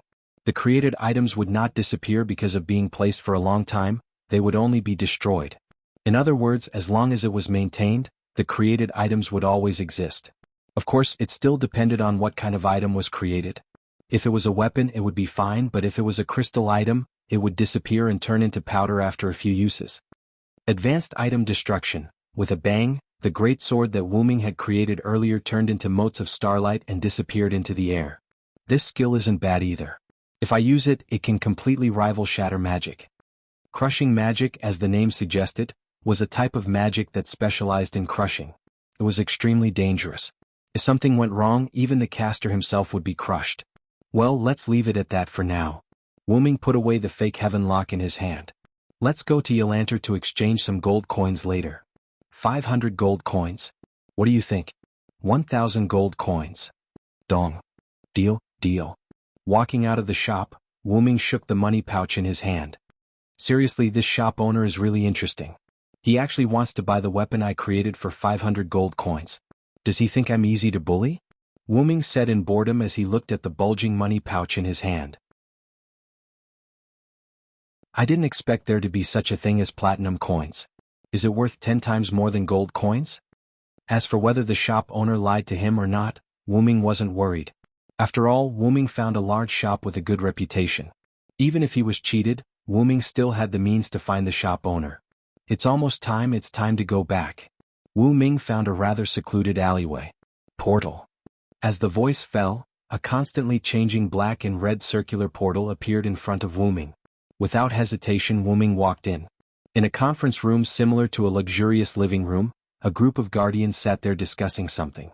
A constantly changing black and red circular portal appeared in the room. A group of guardians immediately stood up and put on a respectful look. Wu Ming walked out of the portal. Wu Ming-sama. Wu Ming waved his hand, stopped the guardians from saluting, and sat on the main seat. Clatter. With the sound of gold coins colliding, a bag of platinum coins fell on the table. Demiugos, these are the platinum coins I got from Ylanter. You can test them later. Yes, sir. Demiugos reached out and put away the bag of platinum coins.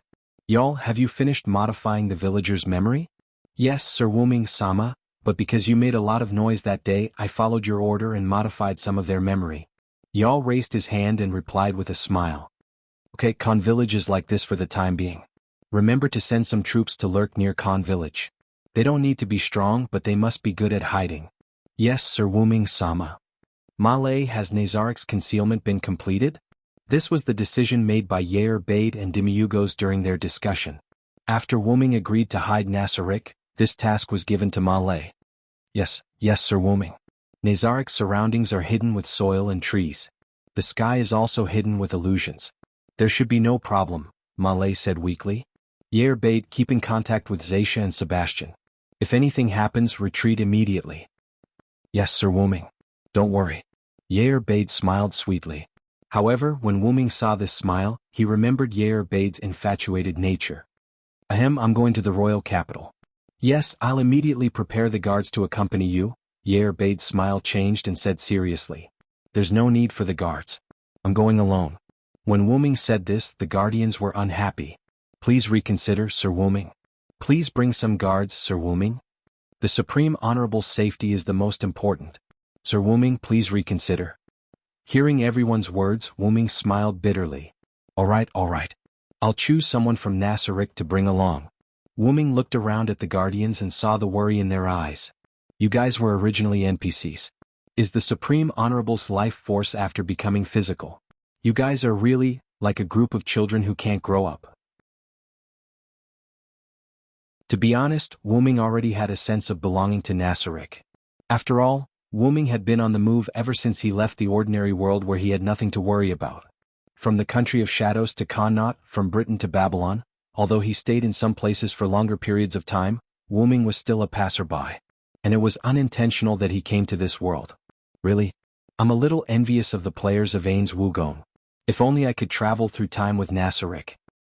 That's right. Wu Ming seemed to have thought of something and suddenly stood up. What's wrong, Sir Wu Ming? Yair Bade looked at Wu Ming with a worried face. The other guardians also looked worried. Sorry, I just thought of something. That's all for the meeting.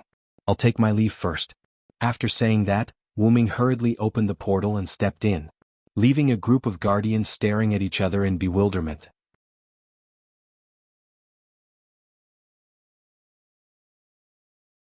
Chapter 41. After Wu Ming left the meeting room, he immediately went to his bedroom. Wu Ming stretched out his hand, and a twisted golden scepter appeared in his hand. I hope my idea can be realized. With that, Wu Ming crossed his legs and activated the floating function of the scepter of Anzi Wurgong, allowing it to float in front of him.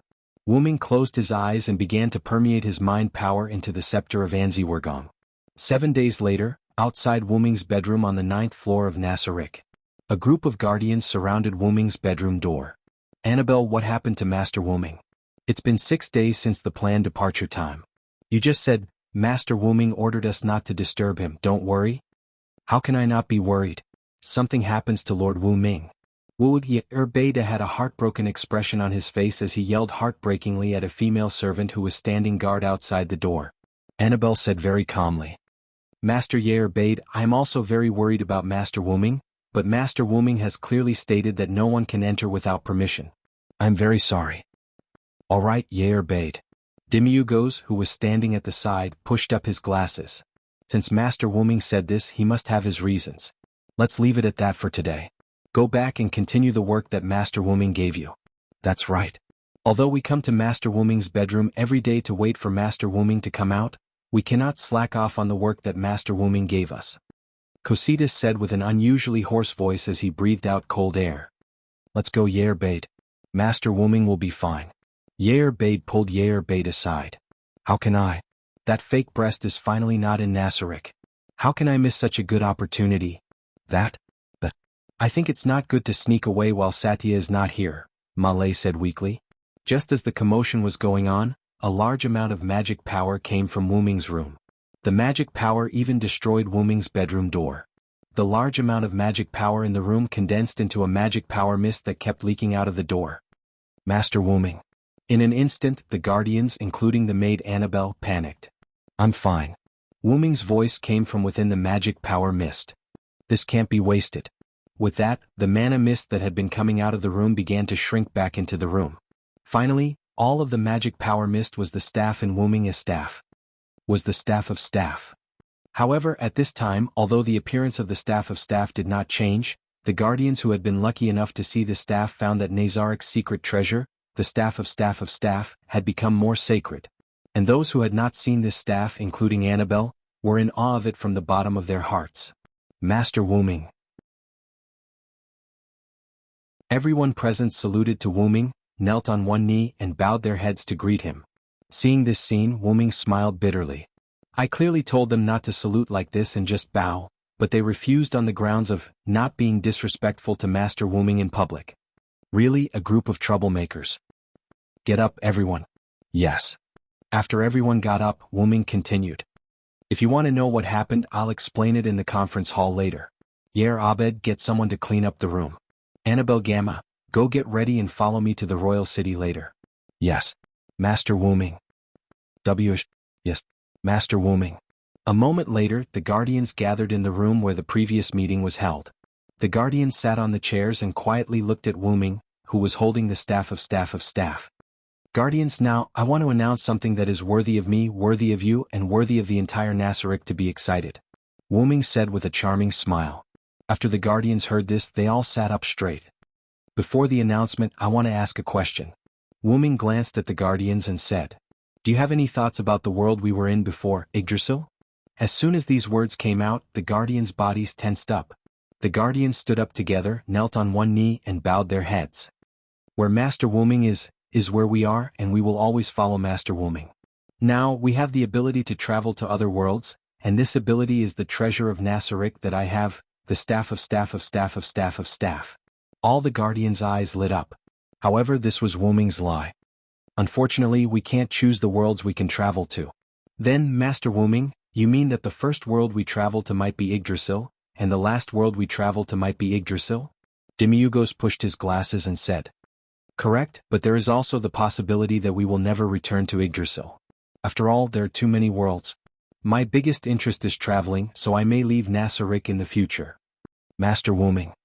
Hearing what Wu Ming said, everyone was anxious, especially Bade, who looked like he was about to cry. He's already crying, Wu Ming complained in his heart. Don't worry, I will take you and our Nasarick with me. Now the plan has changed. Except for the members of Nasaric who are outside, all members are not allowed to go out without my permission. Use message to inform Sebastian and Zaisha to collect the necessary information as soon as possible and return to Nasaric as soon as possible. Leave this matter to the Guardian's chief supervisor, Yair bade. Yes, Master Wuming. Wuming looked at Demiugos. Demiugos. Yes, Master. Raise the alert level of Nasaric again to beyond the highest alert level. I believe that as the commander of the Guardians, you will be able to do it well. Yes, Master Wuming, I will not disappoint you. I will definitely break through the highest alert level of Nasaric. As for the matter of the staff of Anziergong traveling between worlds, you can spread it on your own.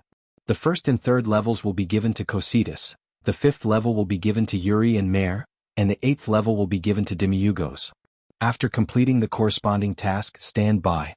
Dismissed. Yes, Master Wuming. After a flash of light, Wuming left using the staff of Anziergong's teleportation function. The Guardians quickly took action, and Nasaric ushered in a big change. At this moment, Wuming and Annabelle were walking on the road to the royal capital.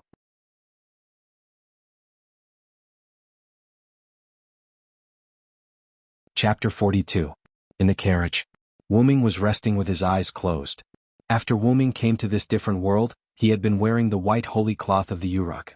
Because he was going to the capital, Wuming changed into a set that met the standards of this different world. White underwear, a black coat, a pair of black trousers and a pair of black boots. His neat short hair was constantly floating with the wind coming in from the window. There were no traces of erosion by time on his face. He still looked like a young man. Outside, Annabelle was driving the horse and driving the carriage at the moment. He wore a white shirt with black collar and sleeves, brown trousers and brown boots that reached his calves. He wore a brown cloak that covered his body, and an ordinary sheathed long sword hung at his waist. Annabelle looked at Wuming, who was resting with his eyes closed in the carriage from time to time. Obviously, Annabelle already knew the new function of the staff of Anziergong. Feeling the gaze outside, Wuming had to smile bitterly in his heart. I didn't expect them to be so surprised after knowing that Nasaric can travel between worlds. I was obviously lying. No, it's not a lie. After all, I can now take Nasaric with me to travel between worlds. Previously, Wuming thought that he entered this different world after fusing with a light ball. After a later judgment, the light ball was the big underground tomb of Nasaric. In other words, the big underground tomb of Nasaric should have become part of Wuming. But because of the nobility of Wuming's bloodline, his bloodline was automatically expelled from the big underground tomb of Nasaric after Wuming entered this world. Otherwise, there wouldn't have been Nasaric on the grassland near Urantir. Instead, there would have been a huge dragon lying there. But because Nasaric and Wuming had fused for a short time, and the staff of Anziergong could be said to be closely related to the big underground tomb of Nasaric, Wuming suddenly had an idea. What would happen if the staff of Anziergong became my noble phantasm? Wuming was filled with curiosity and unknowns. That was why Wuming went into seclusion in his bedroom for 7 days despite his plans being disrupted. These 7 days were used to upgrade the staff of Anziergong into a noble artifact. As Wuming had fused with Nazaric's underground grave for a short period of time, the time it took for Wuming to transform the staff of Anziergong into a relic was much shorter than the time it took for other relics to evolve. After the staff of Anziergong was transformed into a relic, it had two abilities. Firstly, it was because the staff of Anziergong had a large number of magic skills. After it was upgraded to a noble relic, it became a super weapon that could release tens of thousands or even hundreds of thousands of magic spells. Secondly, Anziergong Guild stronghold was located in the underground graveyard of Nasaric. The staff of Anziergong was the guild weapon of Anziergong Guild. If the guild weapon was destroyed, the guild would be forcefully disbanded. The guild weapon had the highest authority in the guild. After the staff of Anziergong was upgraded into a noble relic, its ability became to store the underground graveyard of Nasaric into the staff of Anziergong. It could also form an enchantment that eroded the world, and summon the underground graveyard of Nasaric to its master in the form of magic. In short, it was the reality marble of the world in the shape of the moon. The magic that could instantiate the scenery in one's mind was called reality marble. Once the reality marble was activated, it would change the surrounding space into a completely different scenery, shaping the caster's mind and eroding the real world. That was why Wuming said that the staff of Anziergong could allow the underground graveyard of Nasaric to travel between worlds. However, what I care about is the second ability of the noble relic, the Staff of Anzi-Ergen. The biggest advantage of the reality marble was that everything in the enchantment was immortal. The people or things in the Nazarik's underground graveyard were killed or destroyed, and they would only turn into magic residue, drifting away with the wind, and it had no effect on the people or things themselves. Even if they were destroyed, killed, or even destroyed the entire reality marble, as long as the caster had enough magic power, he could summon them again. In that case, Wuming could use the second ability of the Staff of Anzi-Ergen without worrying about the Guardian's safety. That's great. Wuming couldn't help but say what was on his mind. What's wrong, Wuming-sama? Annabelle, who was outside the carriage, couldn't help but ask. No, nothing. Wuming smiled helplessly. Then he remembered something and said, "Didn't I tell you to call me Villo-sama?" Villo there answered. The carriage stopped. Yes, Wuming-sama. Annabelle instantly ran to the carriage, knelt on one knee and said with her head down, "It's Villo? Mr. Villo?" Wuming raised his voice and shouted, "Yes, Mr. Villo-sama." Wuming was silent for a while. "Forget it, just call me that, let's move on." "Yes, Mr. Villo-sama." Wuming felt like the glass in his heart was broken. "Wuming-sama, we're here." Hearing Annabelle's words, Wuming opened his eyes. He poked his head out and looked at the slightly plain gate of the royal city. "We're finally here." In fact, Wuming was a little anxious about coming to the royal city before he upgraded the Staff of Anzi-Ergen into a noble artifact. After all, Nasarik wanted to survive in this world, and it was inevitable that he would have to deal with the natives of this world.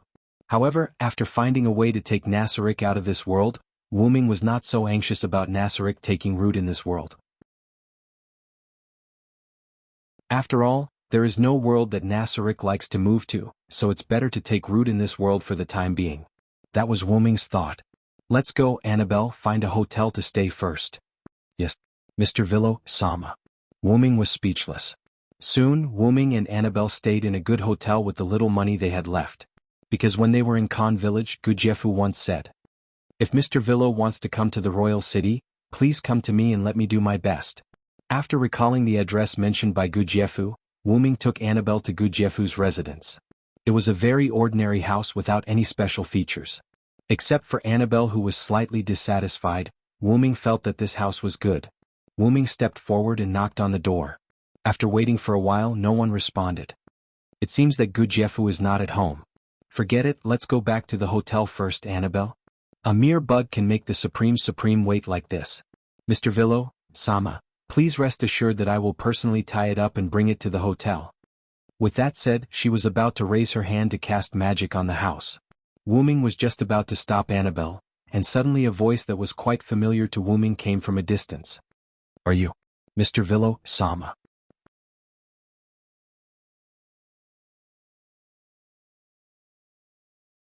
Chapter 43. Wuming looked at the source of the voice. A strong man in his 30s stood there in plain clothes. "Long time no see, Sir Gujiefu." Wuming waved and smiled.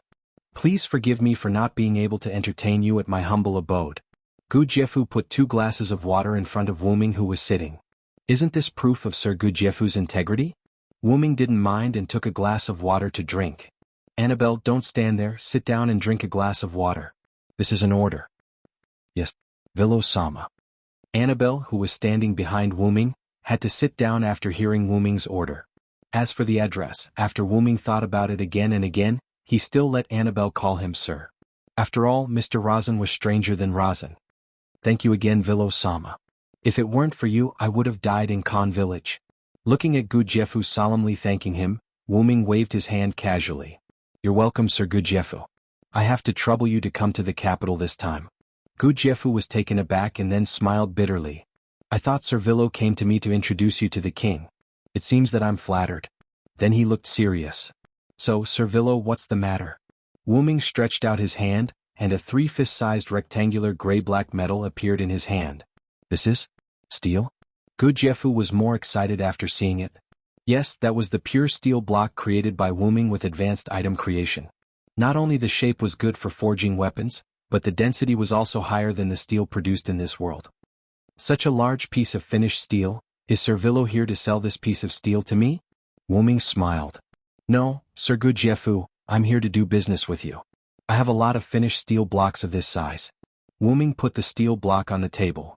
I wonder if Sir Gujiefu will be able to eat it. Gujiefu thought for a while. If there are really a lot of them, I can't make the decision. How about this, Your Excellency Villo? It just so happens that Her Royal Highness is looking for me. Let me bring you to see Her Royal Highness. Oh, could it be the Golden Princess who proposed many wise policies in the kingdom? Ming's eyes flashed. Yes, it's Her Royal Highness the Golden Princess. What do you think? Of course, no problem. Although he said so, Ming thought in his heart. Can a princess come up with so many outstanding examples? I feel like there's something wrong with her. Soon, Ming and Annabelle were taken to a villa near the palace by Gujiefu. Although it was called a villa, it did not look luxurious. Instead, it gave off a simple feeling. After following the servant to the living room, Ming and Gujiefu chatted while waiting for the arrival of the Golden Princess. Annabelle, who was standing behind Ming, was somewhat unhappy.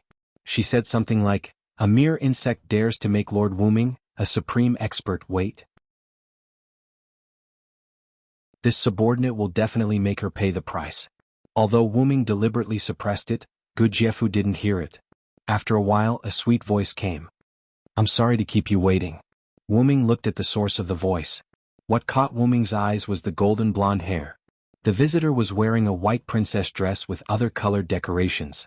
She wore necklace-like ornaments on her neck and forehead, and a golden petite crown on her head. "Sorry to keep you waiting, Mr. Gujiefu. I heard that you brought someone important, so I prepared a little. It's my fault for not asking Her Royal Highness in advance." After some small talk, Gujiefu introduced Ming to the princess. "This is the Villo Silensword who saved my life in Khan village." Gujiefu then introduced the princess to Ming. "This is the third princess of the kingdom, Lady Lana." The princess looked at Ming. "Thank you, Mr. Villo Silensword. Thank you very much for saving Mr. Gujiefu." Lana thanked Ming as soon as she came up. "I'm Lana Ter Chardin Lyle Van Seve. I'm sorry I didn't see your name on the newspaper." Ming looked at the naive Lana without any change in his expression. "It's my honor to see a commoner like me, Princess Lana," Ming said half-jokingly. "You're funny, Mr. Silensword." Lana covered her mouth and laughed. Ming looked at the beautiful person in front of him and thought. Lana Ter Chardin Lyle Van Seve, the third princess of the kingdom of Ristage. She was known for her beauty and wisdom, and was praised as the Golden Princess by the people. But, she looks a little like Morgan Le Fay. "So, Mr. Gujiefu, why did you bring Mr. Silensword to see me?" Princess Lana asked the question in her heart. "It's like this, Your Royal Highness." Gujiefu took out the stainless steel that Ming provided and explained the purpose of Ming's visit to Princess Lana. "So that's how it is." Princess Lana, who understood the cause and effect, had a look of sudden realization. "Don't worry, Mr. Silensword. I will help you find a trustworthy merchant. Please allow me to purchase some of your stainless steel as a member of the royal family." Ming didn't have a problem with that. "I don't have a problem with the kingdom buying it all. After all, I'm just a merchant here to sell things, Your Royal Highness." Ming smiled. "Just call me Lana. I believe that a person who saved the kingdom's warrior captain must be a good person." Lana smiled at Ming. This sentence surprised Ming. After all, in Ming's eyes, he wasn't a good person. Whether it was in Connaught, Britain, Babylon, or now Nassarik, Ming was always protecting his own interests. In order to let Maeve let him go, Ming promised Maeve to help him finish the war. In order to protect Britain, Ming had done a lot of dirty things. He had thought of buying goods and murder countless times. In Babylon, with Gilgamesh there, Ming didn't have to do too much for Babylon. However, it was also because Ming couldn't defeat the gods of Sumer pantheon and could only bluff. Otherwise, Ming wouldn't have left with Enkidu, who faked his death. In Nassarik, the original Nassarik people were people with a negative sense of justice. Ming didn't ask them to change. He only advised a few people not to be too hostile towards humans. Of course, that was only towards people who were kind. As for people who were full of evil intentions and scum, even if they were killed by the people of Nassarik, Ming wouldn't bat an eye. Ming was such a person who was full of egoism and did as he pleased. Hearing Lana praise Ming as a good person, Ming was a bit absent-minded. "Since it's daily, Princess Lana should also call me a Villo.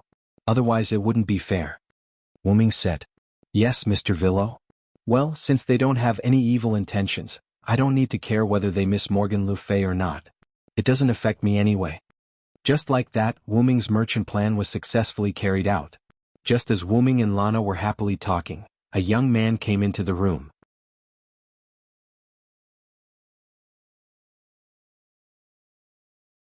Chapter 44. I'm very sorry, Your Highness Lana, I'm late. A young man opened the door and walked in. The young man had short blonde hair, a youthful face and a resolute face. He was wearing white armor. Although he looked young, he gave off a very reliable feeling. Lana smiled and shook her head. It's okay, Clem. I'm here to discuss something with Mr. Jedjeff. Not to mention Mr. Jedjeff also brought Mr. Vilo Silensword, who saved Mr. Jedjeff's life in Khan village. Hearing that it was the person who saved Jedjeff's life, the young man named Clem's eyes lit up. He turned his head and looked at the only male in the room other than Jedjeff. That direct gaze made Annabelle a little unhappy. Just as Annabelle was about to say something, Wuming reached out his hand to stop her. After all, if the situation was not right, Annabelle would speak very arrogantly. He had to stop her. Is your name Clem? Do you have something to ask me? Yes, Mr. Silensword. I want to ask you how to become stronger. Clem, you're being rude. Princess Lana shouted. Jedjeff seemed to know something. He didn't say anything and just watched quietly. At this moment, no one said anything. Suddenly, a female voice was heard. You still haven't given up, boy? Everyone looked at the closed door. The voice came from outside the door. Is it Gragland? Princess Lana asked. The door was pushed open. The first to come in was a tall and sturdy blonde woman wearing red armor. It was as if a woman's head was pressed against a strong man's body. It was quite out of place. You should also stop talking, Gragland. Then came a pair of twin sisters. They were almost identical. Ohina T. Are you too interested in this virgin? Ah. Her hair was tied up with a golden broom. She wore a scarf around her neck like a mask. Her upper body was wearing armor that only covered her chest. Her lower body was in shorts. Overall, it looked like a rather revealing female ninja outfit. Their clothes were embroidered with red and blue threads and patterns respectively. The red one was Tina and the blue one was Tia. What nonsense are you talking about? Looks like it's not suitable for you to go out today, Glenn. Following that, a petite masked woman with a spirited expression walked in. He wore a red hooded cloak over his black clothes and a mask with a red gem embedded on his forehead. Strands of golden hair peeked out from the hood and mask. All right, Gigran, Irby Rue, this is Her Highness Guest Hall. Stop messing around. The person who spoke seemed to be the captain. She was a beautiful woman with long blonde hair. She wore red tights and a blue skirt. She wore white cloth armor on her chest, a pair of white gauntlets on her forearms, and white protective boots on her calves. Ohajisai, you're here. Princess Lana, on the other hand, was quite happy to see this woman who seemed to be the team leader. She stood up and ran over to hold Haggis' hand. Lana, I'm sorry to disturb you while you're talking to the warrior chief. Let me introduce you, this is the leader of Wild Rose, my friend Haggis Elba Druindora. Hello, Haggis said with a smile.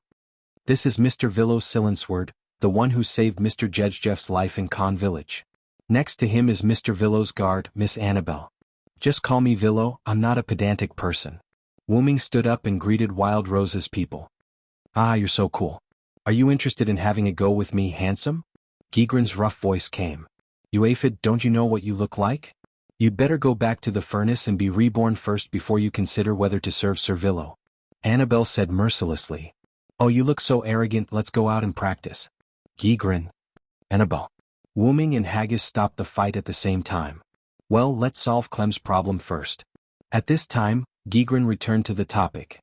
Kid, you want to ask the strong to tell you how to become strong again, right? Clem was silent. Gigran's rough voice continued. I've said it before, the so-called saying that you can become strong through hard work is no longer suitable for you. Although some heroes also became strong through hard work, you've worked hard enough. I believe that no one in the kingdom can be said to be more hardworking than you. Give up, kid, you can't become strong anymore. Gigran's words made Clem's face pale, but from his determined eyes, it was clear that Clem had no intention of giving up. That's true, Wuming said slowly. But there are many ways to become strong. Wuming looked at Clem. Let me ask you, why do you want to become strong? Clem looked at Princess Lana and then looked at Wuming. I want to become strong to be able to protect Princess Lana. After that, there was another moment of silence. A moment later. Protect? Wuming smiled. Come out with me. After that, Wuming walked out of the room. Annabelle glanced at Clem and followed Wuming. Clem and Lana's faces were filled with joy. Could that handsome guy really make Clem stronger? Let's go out and see, Irby Rue, who was wearing a mask, said. Roast Song and the others followed. In the courtyard, Wuming and Clem stood opposite each other. "Don't you need a weapon?" Clem asked. Wuming smiled and shook his head. "Come at me with all you've got, Clem. Otherwise you won't have the chance later." Although his words were arrogant, Wuming was not wrong. "Then I'll go, Mr. Sirenthold." After that, Clem rushed forward with his sword. Clem swung his sword down, but Wuming's body swayed and dodged the attack. Seeing how easily Wuming dodged his attack, Clem swung his sword harder and faster, while Wuming continued to dodge. Clem had already swung his sword a dozen times, but none of them hit Wuming, and Wuming did not even take half a step back. "Clem, have you heard of a saying?" Wuming kept dodging Clem's attacks and said, "When a person is in danger, they will explode with unprecedented power." "Yes, I know," Clem replied. After hearing this, Wuming squinted his eyes. "Are you ready?" Without waiting for Clem's reply, Wuming released his terrifying aura. The magic power emitted from Wuming's body wreaked havoc on the ground around him, causing dirt to fly everywhere. Everyone present except Clem felt like they were facing a dragon, and their eyes were full of fear. Clem, who was targeted by Wuming's aura, was unable to move, and fear continued to erode Clem's heart. "Let me see your determination to protect."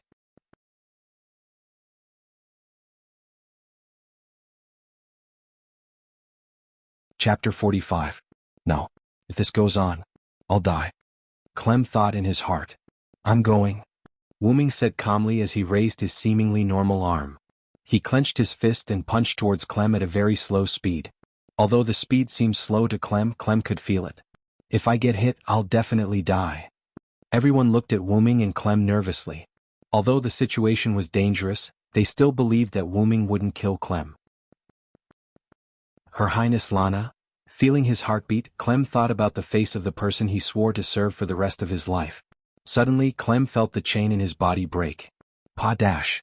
The shackles that restricted his abilities were broken. Wuming's fist wind formed a tornado, sweeping up the dirt on the ground. In an instant, dust filled the air. Lana, Roast Song, and the others stared at the dust in the courtyard without blinking, wondering what the outcome would be. Slowly, the smoke and dust dispersed, revealing the figures of two people. Clem. Princess Lana couldn't help but call out. Clem's posture didn't change as he stood on the spot. The sword in his hand was swung forward, held tightly by Wuming's other hand. Wuming's arm that swung out stopped beside Clem's head. Wuming slowly retracted his arm and smiled at Clem. "Congratulations, you've broken through your limits." This sentence was like the last straw that broke the camel's back. After Clem heard it, his body couldn't support itself and fell to the ground. Breathing heavily and feeling the pain on his body, Clem looked at the sky. He had never felt the sky was so blue before. "Even under my aura you can still dodge and swing your sword. Seems like your awareness is quite strong, Clem." Wuming then took out a healing potion from Dragonist and passed it to Princess Lana. "This is a healing potion, Princess Lana. Give it to Clem." Everyone looked at the red healing potion with doubt in their hearts. After all, in this world healing potions were all blue in color. Red potion. But under the mask of Ibiruai's face, there was a slight change. "What is it, Ibiruai?" Gedgeland asked Ibiruai. "No. I'm fine." After Lana fed the healing potion to Clem, everyone returned to the meeting room. Clem asked impatiently as soon as he sat down, fully recovered. "Lord Villo, just now The Villo understood Clem's doubts and asked. "A person's brain will limit most of their skills to prevent damage to their body. Just now, you broke through part of the limit under my pressure, which is why your body is in so much pain." After taking a sip of the tea, Wuming put it down. "Now, you should be able to control the release of this restriction. You should be able to sense it yourself." "Yes, thank you very much for your guidance, Sir Villo. This humble one is eternally grateful." "Well, Virgin, you have indeed become stronger, although it was only for a moment. You should have reached the level of a platinum-level adventurer," Gedgeland said from the side. In this world there was a profession called an adventurer. Wuming knew from the interrogation of the people from the Sunshine Holy Bible that adventurers were people who dealt with monsters. These people were similar to multi-purpose mercenaries, and were managed by the Adventurers Guild. The adventurers' level was differentiated by the rarity of the metal. The metal that symbolized their identity from lowest to highest were copper, iron, silver, gold, platinum, mithril, orichalcum, and stainless steel. Hearing this, Wuming reached out his hand, and a thin white knight's sword appeared in Wu Ming's hand. Then how about adding this? Wu Ming tossed the knight's sword to Clem. This is stainless steel. Clem was confused. It's a pure stainless steel knight's sword. When everyone heard this, they were all shocked. Although a small amount of stainless steel could increase the weapon's quality, no one would use pure stainless steel to forge a weapon. Moreover, with such a large piece of stainless steel, it was hard to say if they could find a blacksmith who could forge a pure stainless steel weapon. After all, stainless steel was the hardest metal in this world. How can I, Mr. Villo? I can't accept such a valuable weapon. Clem's expression was determined not to accept it, and Rose Tsang's expression was the same. After all, no one would be so nice for no reason. Okay, just accept it. After all, I still have something to ask of Her Royal Highness. Of course, Mr. Villo. Everyone was confused. After all, accepting a request without hearing it was strange no matter how they looked at it. But after thinking about it for a while, Hagrid felt relieved. Wu Ming also looked at Princess Lana in confusion, then seemed to have thought of something. It seems that Her Royal Highness Lana values Sir Clem a lot. Princess Lana just smiled sweetly. Of course, after all, I like Clem the most. Clem's young face blushed when he heard that. Then, Her Royal Highness Lana is not afraid that I will make a request that will harm the kingdom? You must be joking. As I said before, I believe that Mr. Villo, who saved His Excellency the warrior, is a good person. Wu Ming waved his hand. Forget about being a good person. I just thought that Gujiefu was a good person, so I helped him. That's enough. Lana smiled. My request is simple. If you have any business in the future, please consider me first. No one in the conference room spoke. A moment later. Is that all, Mr. Villo? Princess Lana asked. That's all. How about it? Can you accept it? Okay, no problem. But, with such a small request, you let me accept such a valuable treasure. Clem was still a little unbalanced. It's okay, Clem, just accept it. This is a reward for your determination to protect. Wu Ming smiled. Yes. Mr. Villo, I will live up to your expectations and I will use it well. Clem accepted it quite solemnly. Looking at Rose Tsang and the others present, Wu Ming looked at Princess Lana. Then that's it for today. I'll take my leave first. Wu Ming stood up. It's really a blessing to talk with you. Mr. Villo's thinking is really advanced. It couldn't be helped. Previously, Wu Ming was discussing business matters with Princess Lana. As they talked, the topic deviated from the main topic. They even talked about the country policies and such. Wu Ming even expressed his own opinion, which made Princess Lana very surprised. After all, Wu Ming was a modern person, and his ideology and culture were definitely more advanced. Of course, Her Royal Highness Lana's opinion surprised me, as expected of the Golden Princess. After a while, Wu Ming and Annabelle began to leave. When they walked to the gate of the courtyard, one of Rose Tsang who came to see them off suddenly shouted, Mr. Wu Ming. Wu Ming paused after hearing it, but he recovered in an instant and continued to walk forward. Wait a minute, Mr. Villo.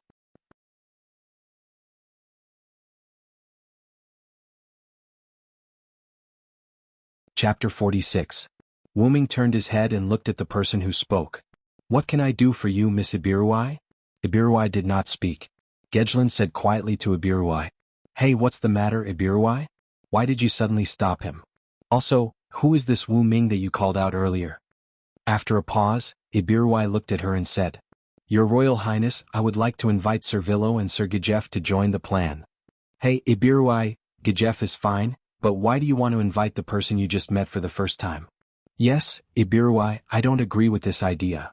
Wu Ming looked at her quietly and did not speak. It seems that Miss Vampire seems to know me. No, she knows Wu Ming. It shouldn't be. I just came to this world not long ago. How could she know me? I don't have a problem with Sir Villo, but Sir Villo has just met us, and I have received Sir Villo's favor. I really shouldn't bother Sir Villo.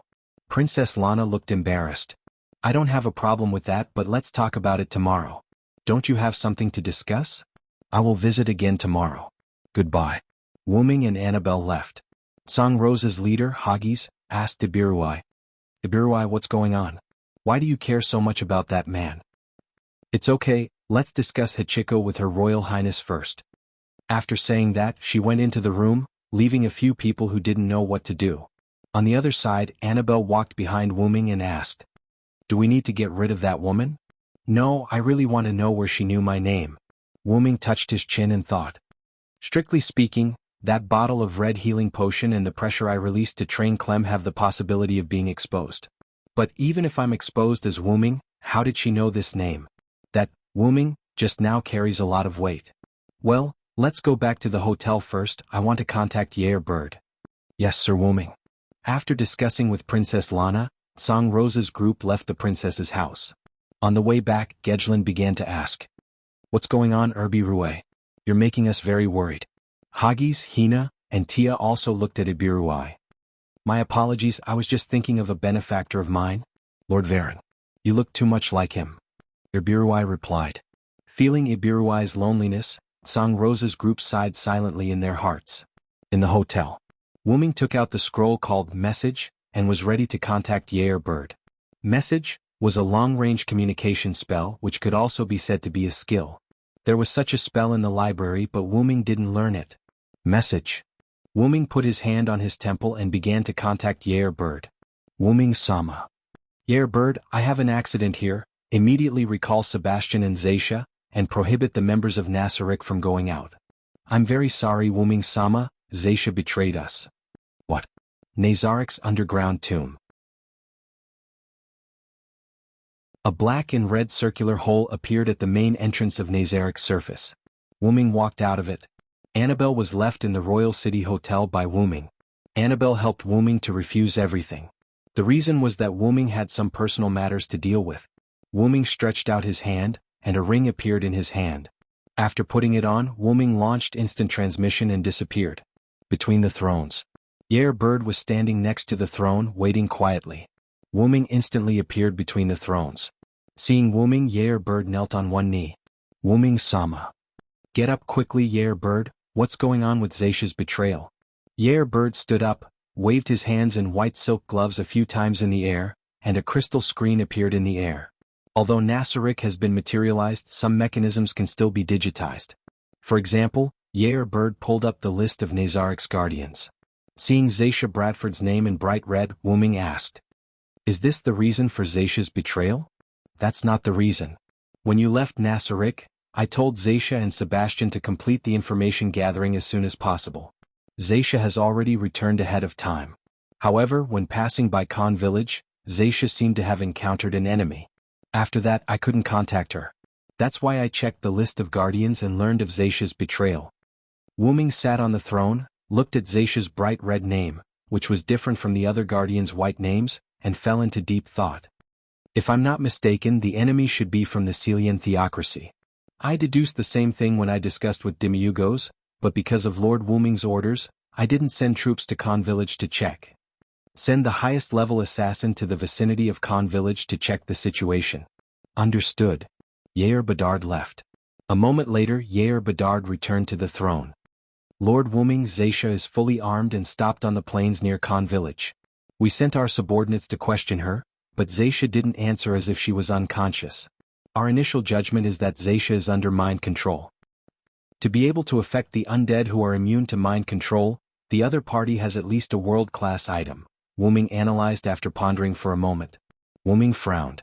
Although Wuming was much stronger than these level 100 NPCs, if he could control Zaisha's mind, Wuming did not dare to say that it was ineffective against him. The 8-limb blade assassin bugs didn't find an ambush in the vicinity, but we can't be sure that the other party isn't monitoring Zaisha. Yair Bedard, what's the solution to being under mind control with a world-class item? Yair Bedard thought for a moment before replying. I'm afraid the only solution is to kill Zaisha and revive her. However, I can't guarantee that she will recover after being revived. Wuming fell into deep thought. As expected, mental labor isn't suitable for me. Yair Bedard. Yes. Gather the guardians.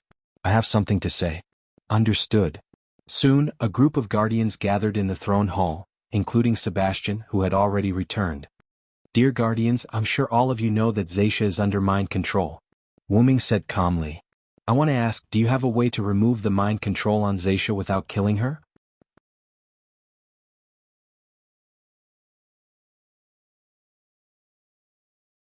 Chapter 47. Looking at the silent guardians, Wuming thought to himself. It seems that I can only kill Zaisha.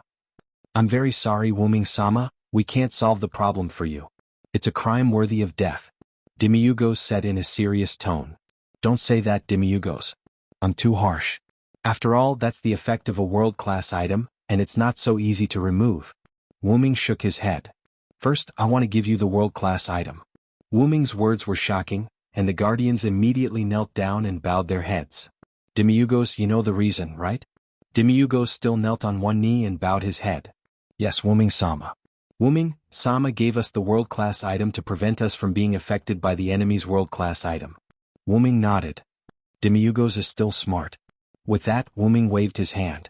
A sword, a cup, a large scroll, and a pair of gloves appeared in the air and fell to the hands of Cositas, Yuri, Mare, and Demiurgos.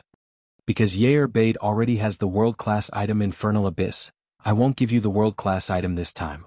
Yes, Wuming-sama. Yair Bade said with a regretful look. The names of these 4 items are Blade of Billions, Cup of Zacia, Mountain River Map, and Avarice and Desireless. I will tell you how to use them and their effects after the meeting. Thank you, Wuming-sama, for giving us these treasures. We will not hesitate to go through fire and water for you. Several people said at the same time. One more thing, I'm going to fight Zacia alone. How can that be, Wuming-sama? Please think twice, Wuming-sama. Wuming-sama. Silence. Wuming shouted.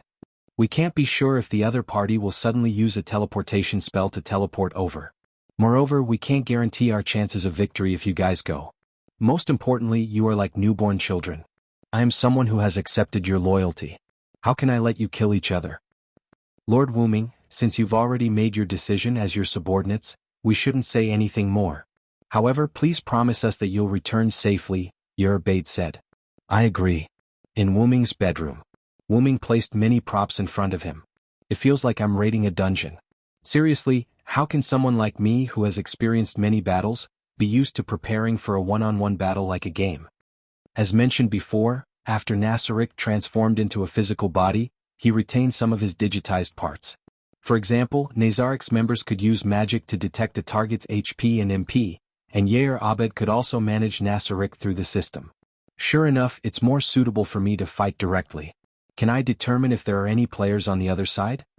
At the end of the meeting, Demiurgos proposed that after a series of anti-teleportation spells, anti-detection spells, and other spells were placed near Satya, Wuming would fight Satya one-on-one. In Wuming's view, whether it was NPCs or players in Yggdrasil, their abilities were not strong. At least in Wuming's view, no one in Nasaric could defeat him without using special skills or items. The only hidden danger now was that he didn't know if the other party had any special items or skills. I can only say that it's a game.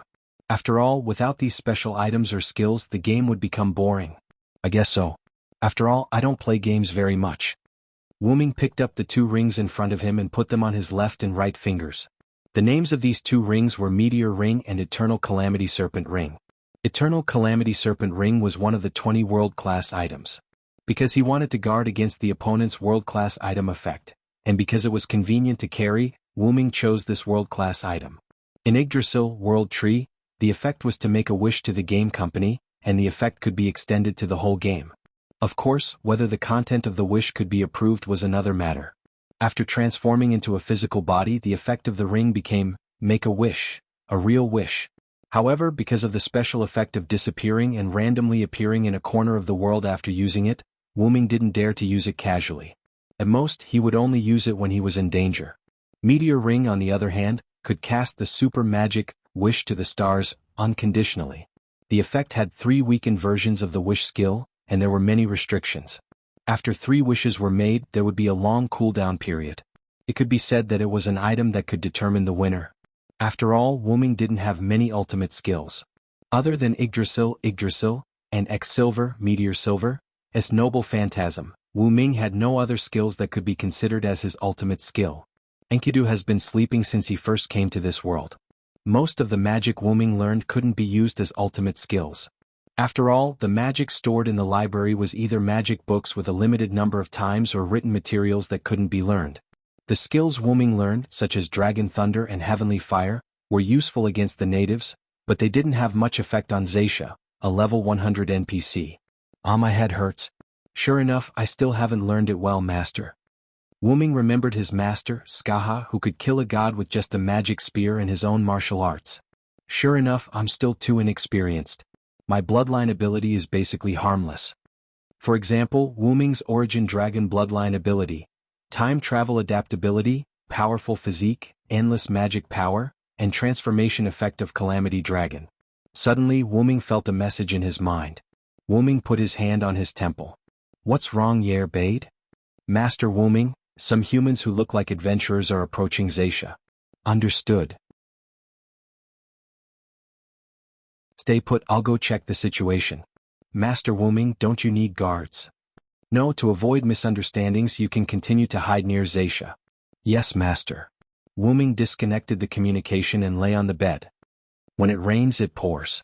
I hope those adventurers can retreat on their own. As the portal closed, Wu Ming appeared on the plain near Khan village. So, those are the adventurers who are approaching? Wu Ming looked at the adventurers coming toward him. Wu Ming took out Yggdrasil and threw it into the air. After a while, Funbaba appeared behind Wu Ming. Those adventurers also seemed to have seen Wu Ming and Funbaba, and they all stopped for a while. 3 people who seemed to be captains came over. Are you the captains of the adventurers who came to crusade against the vampire? Yes, I'm Parodi from Sirius.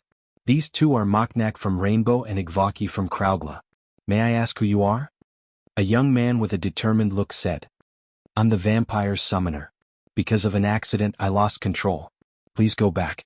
This is not something you can intervene in. But, even if you say so? Parodi had a troubled expression on his face. Don't waste your breath on him.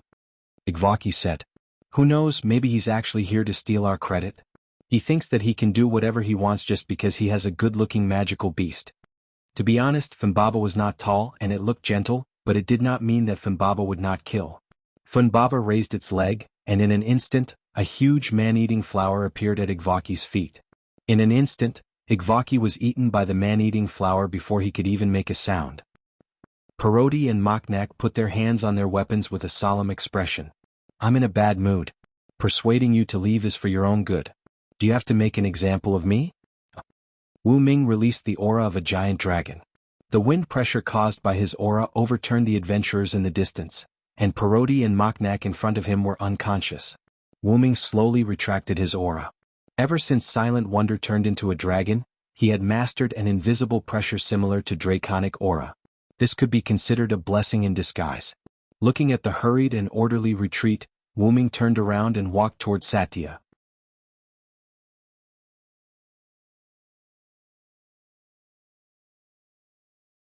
Chapter 48. Looking at Satya, who was wearing red armor and holding a strange spear, Wu Ming couldn't help but think of Satya's information. Fortunately, I checked Satya's information, equipment, and skills before. I have to deal with Satya quickly. Satya's armor was legendary level armor, and her weapon was a divine artifact level special weapon, Dropper Spear. Dropper Spear could heal itself by inflicting damage to the opponent in a certain proportion, which could be said to be a miracle in a protracted battle. According to the information, Satya also had a resurrection item. In that case I have to kill Satya twice. So I really don't want to experience killing my subordinates again. When Wu Ming was a knight, he once had a subordinate who was infected by a monster. At his subordinate's request, Wu Ming had to kill him. Wu Ming-sama. Hearing that voice, Wu Ming looked at his arm. Enkidu, are you awake? Well, because Wu Ming-sama is upset, I woke up to see if there is any way to help you.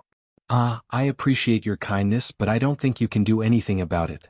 Wu Ming couldn't find any other way to remove Satya's mind control other than killing her. Wu Ming-sama, maybe I can give it a try. Oh really, little Enkidu? Wu Ming was so excited that he called out Wu Ming's pet name for Enkidu. Yes, Wu Ming-sama, I was originally a chain connecting heaven and earth. Of course I have a way to break the chain. If possible, Wu Ming-sama can connect me to Satya, and I should be able to remove the negative effect. But little Enkidu, why didn't I know you have this ability? Wu Ming asked strangely. After all, Wu Ming was also a Uruk native and he knew about the heaven lock. It's strange. After I came to this world with Wu Ming-sama, I began to change, which is why I fell into a deep sleep. I'm sorry, little Enkidu, there is no way to lift the curse on your body. When Enkidu was cursed by the gods, Wu Ming only took away Enkidu's soul, and his body was indeed dead. Therefore, Enkidu couldn't show his body, and could only accompany Wu Ming in the form of heaven lock. It's alright, Lord Wu Ming. Enki is very happy to be able to be tied to Lord Wu Ming like this, Wuming touched Enkidu hidden on his arm and didn't say anything. Little Enkidu, my first battle in this world. Let's go. Yes. Wuming-sama. High-level item creation. A white light flashed and a white armor appeared on Wuming's body. That was the silver dragon armor that Wuming used in Britain. Funbaba. Woo! Funbaba changed and a silver-white spear flew in the air. As if it was calculated, Wuming stretched out his hand and firmly grabbed the spear. Yggdrasil. The silver-white spear slowly melted like liquid, attached to Wuming's left hand, forming a silver-white left-hand armor. Then Wuming stretched out his hand, and a white hole appeared on the right side of his body, and the hilt of a sword slowly came out of it. Wuming held the hilt with his right hand and pulled it out. The silver-white holy sword appeared in Wuming's right hand. Heavenly fire. The white flame attached to the silver holy sword. Then I'll start first, Satya. Wuming held the sword with both hands and raised it above his head. Although it was daytime, there was a trace of starlight in the sky, and the starlight began to gather on the sword. Silver meteor, silver. The white holy sword gathered the light, and the moment the real name was shouted, the light overflowed. A huge silver-white beam of light rose into the sky, and the silver-white beam of light continued to expand, covering a few kilometers in an instant. 1/3 of the nearby forest was destroyed, and Khan village was almost affected. Gradually, the light disappeared, revealing the ground that was more than 10 meters deep as if it was baptized by a nuclear bomb. The guardians in the conference hall who watched with a long-end perspective mirror were surprised. It's comparable to the destructive power of supreme magic. As expected of Wuming-sama. Demiurgos pushed his glasses and said with a trembling voice, "That seems to be the attack launched by Wuming-sama's weapon. Is it a world-class item owned by Wuming-sama?" Cositas opened his mouth. Cositas, who had dozens of weapons, could clearly see that this wasn't Wuming's skill but a weapon. Such a powerful blow as expected of my lover, Wuming-sama. Yerbei did not show her infatuation side, but with a rather calm expression. Satya-sama shouldn't be able to withstand Wuming-sama's attack. It should be Wuming-sama's victory. Although Sebastian was a level 100 NPC, he still called the guardians Sama. Yuz and Mare, who were on the edge of a nearby cliff, were covered in dust. Phew, that was close, we were almost finished. Wuming-sama is really powerful, isn't he, sister? That's right. If Yuz and Mare had not activated their special skills in time, they might have ended up like Satya. Wuming looked at X-Silver, Meteor Silver, and scratched his head awkwardly. I accidentally used too much magic power, ha ha ha. What should I say, Lord Wuming? Enkidu, who was on Wuming's left arm, sighed. I can't help it. Ever since I turned back into a dragon, I haven't used my noble artifact. Who knew that its power would increase so much? This was also the bloodline advantage of the root dragon, the qualitative increase in magic power. The same magic power, but the current one was much purer than before. She should be fine. Satya? Just as Wuming was discussing Satya, a burst of laughter was heard. Ha ha ha, isn't this Lord Wuming?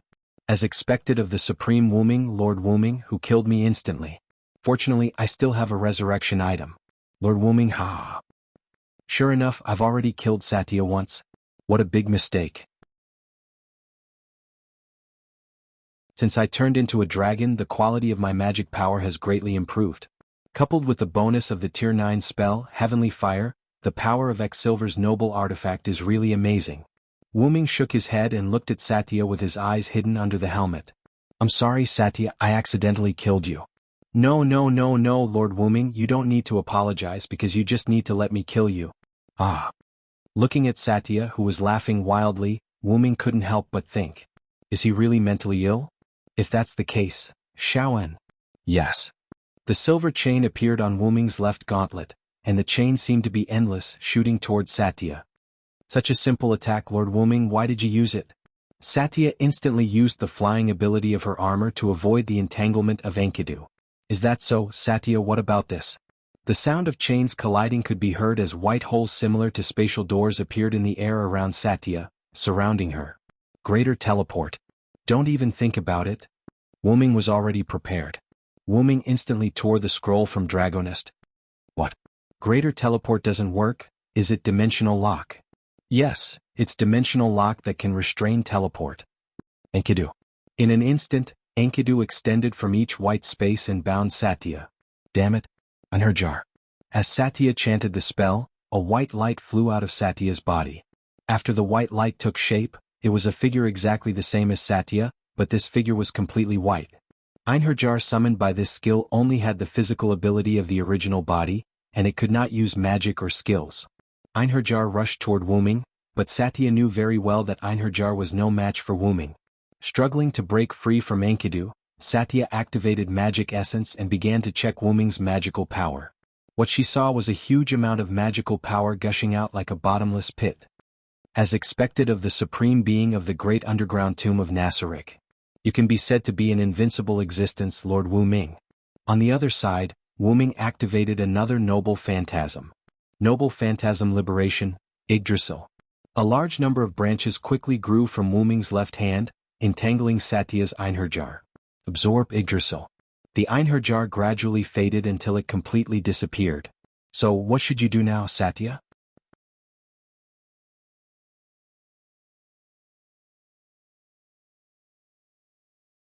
Chapter 49. Wuming-sama, what kind of artifact is this chain of yours? I even used impure impact shield but I still couldn't break your shackles. Although she said that, Zaisha's expression was very anxious. Enkidu, let's start. Try to get in touch with Satya's mind control. Yes, Master Wuming.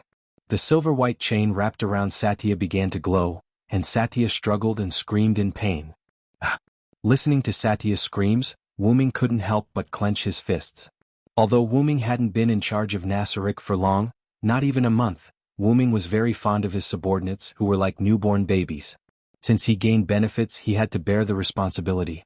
That was what Wuming thought when he became the ruler of Nassarik. Now, Wuming has regarded the people of Nassarik as his family, friends, and children. Wuming called it a trip, and to put it bluntly, he was homeless. Although it was a short time, compared to living in the strange outside world, Nassarik, which was full of monsters, gave Wuming a sense of belonging. After all, Wuming was not human. After a while, Satya fainted, and the chain stopped glowing. How is it, little Enkidu? Should be okay? Wuming heard Enkidu's voice and felt something was wrong, so he quickly asked. What's wrong, little Enkidu? Are you okay? I'm fine, Master Wuming. I'm still not used to the changes in Enkidu. Plus I forced myself to wake up before. I might fall asleep again. Sorry. Master Wuming? It's okay, little Enkidu, you don't have to apologize. I'm really lucky to have you by my side. Enkidu didn't say anything else. Sensing the weakening of Enkidu's mana, Wuming knew that Enkidu had fallen asleep again. Wuming jumped up and hugged the unconscious Satya. He stroked Satya's face and said, Go to sleep, everything will be fine. As if she had heard him, Satya's slightly nervous face gradually relaxed. Nassarik Conference Room. As expected, Sir Wuming's victory is beyond doubt. Cositas exhaled a breath of cold air as he spoke. It seems that I don't need to prepare materials for Satya's revival. As expected of Lord Wuming. Dimigos adjusted his glasses. Regardless of whether Wuming had come into contact with Satya's mind control, he had already captured Satya alive, so there was no need to prepare for her resurrection. Then, let's welcome the master that we will serve forever, guardians, said Yair. Pardon my rudeness, but I won't be going. I have to prepare food for the returning Lord Wuming. I remember that Lord Wuming strongly requested not to eat potatoes last time. I have to inform the chef. With that, Sebastian bowed and left. Wuming landed on the ground with the unconscious Satya in his arms. He looked at Yal and Malay who were walking toward him. I'm sorry, Yal Malay. I didn't hurt you just now, did I? It's okay. I didn't expect Lord Wuming, who had been keeping a low profile in Nassarik, to be so powerful. And powerful. Gentle. Wuming smiled and shook his head. I'm still far from that. You must know that no matter what, there's no end to it. To be honest, Wuming didn't expect a noble artifact to be so powerful. After all, Wuming didn't use a noble artifact many times. The few times that he did, it was because his opponent also used a noble artifact or because his opponent was unmatched without a noble artifact. Thinking about it carefully, it wasn't strange. Noble artifacts were known as the trump cards of heroic spirits. Putting aside the strength of heroic spirits, just the word, trump card, showed the importance of a noble artifact. By the way, Yal. Wuming looked at Yal and asked, the anti-detection magic is working, right? Yes, Lord Wuming. Although Lord Wuming's attack destroyed most of the magic, I repaired it in time, so there's no problem. Then, as if he thought of something, Wuming said to Ma Lei, don't make any changes to the traces of the battle here. It can serve as a deterrent. Yes, Lord Wuming. Then let's go. Yes, Lord Wuming. X2, Between the Thrones in the audience hall. Yer Bade, Demiugos, Cositas, Sebastian, and the others had been waiting for a long time. Wuming carried Xiataya while the dark elf twins followed behind him. Lord Wuming. Congratulations on your victorious return. Looking at the guardians, including the twins who were kneeling on one knee, Wuming said, Rise, guardians. Yes, Lord Wuming. Yer Bade, check Xiataya's status. Yes, Lord. Yer Bade slid his finger in the air and opened a virtual window. Yer Bade slid his finger. When he saw Xiataya's name turn from red to white, he heaved a sigh of relief. There's no problem, Lord Wuming. Xiataya's name has turned white. How about this? Bring Xiataya to the room on the 9th floor to rest. During this time, arrange for many monsters above level 90 to guard her and set up many magic traps to prevent Xiataya from going berserk. Lord Wuming, to let the servants step into the residence of the supreme beings. Yer Bade had an inappropriate expression. It's fine. The other supreme beings won't blame you. Carry out the order. Yes, Lord. Speaking of which, it was strange. Ever since Wuming came to Nasarik, the 9th floor of Nazarik's underground graveyard had been deserted. No, it should be said that this was more befitting of the graveyard's name. In fact, there were quite a lot of people on the 9th floor. There were 41 level 1 android maids, as well as a group of service staff in bars, restaurants, and hot springs. However, these people only moved around in their own areas and never came out. Thus, only the guardians were left to move around freely. In fact, it was also because each floor of Nasarik was too big. Perhaps it was because Wuming and Nasarik had temporarily fused. Nasarik was not as big as the information indicated. Instead, it was much bigger than the information indicated. Other than the surface of Nasarik, which did not change much, the 1st to 10th floors of Nasarik had expanded a lot. According to Wuming's speculation, the largest floor was even comparable to the size of a city. I'm a little tired. Let's go back and rest. Sebastian, is the food ready? Of course, Lord Wuming. It's all ready.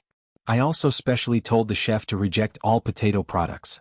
Speaking of potatoes, Wuming recalled the fear of being dominated by Gawain in Britain. Well done, Sebastian. For the supreme beings, I won't hesitate. Following the conversation, Wuming and Sebastian stepped into the restaurant.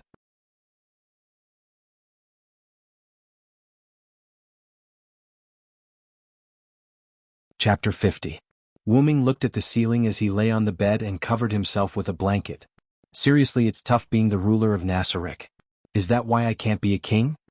Because of Satya's incident, Wuming fell into deep thought. Well, I finally know the difficulties of Maeve Lia and Gil. Wuming raised his right hand and looked at the ring of Ains Wurgong on his finger. Ains Wurgong. I'm now the king of the devil creatures. To think that I, the holy root dragon, have become the king of the devil creatures. Not bad. Wuming put down his hand and closed his eyes. Sleep, sleep, I must fully enjoy this beautiful moment. Just like that, Wuming fell asleep under the protection of the devil creatures. The next day in the audience hall between the thrones. Looking at the empty hall, Wuming spoke in boredom. In that case, although Satya's mind control has been lifted, there's still a trace of a problem? Wuming sat on the throne and leaned sideways against the back of the throne. He supported his face with his right hand and looked as if he had not slept well.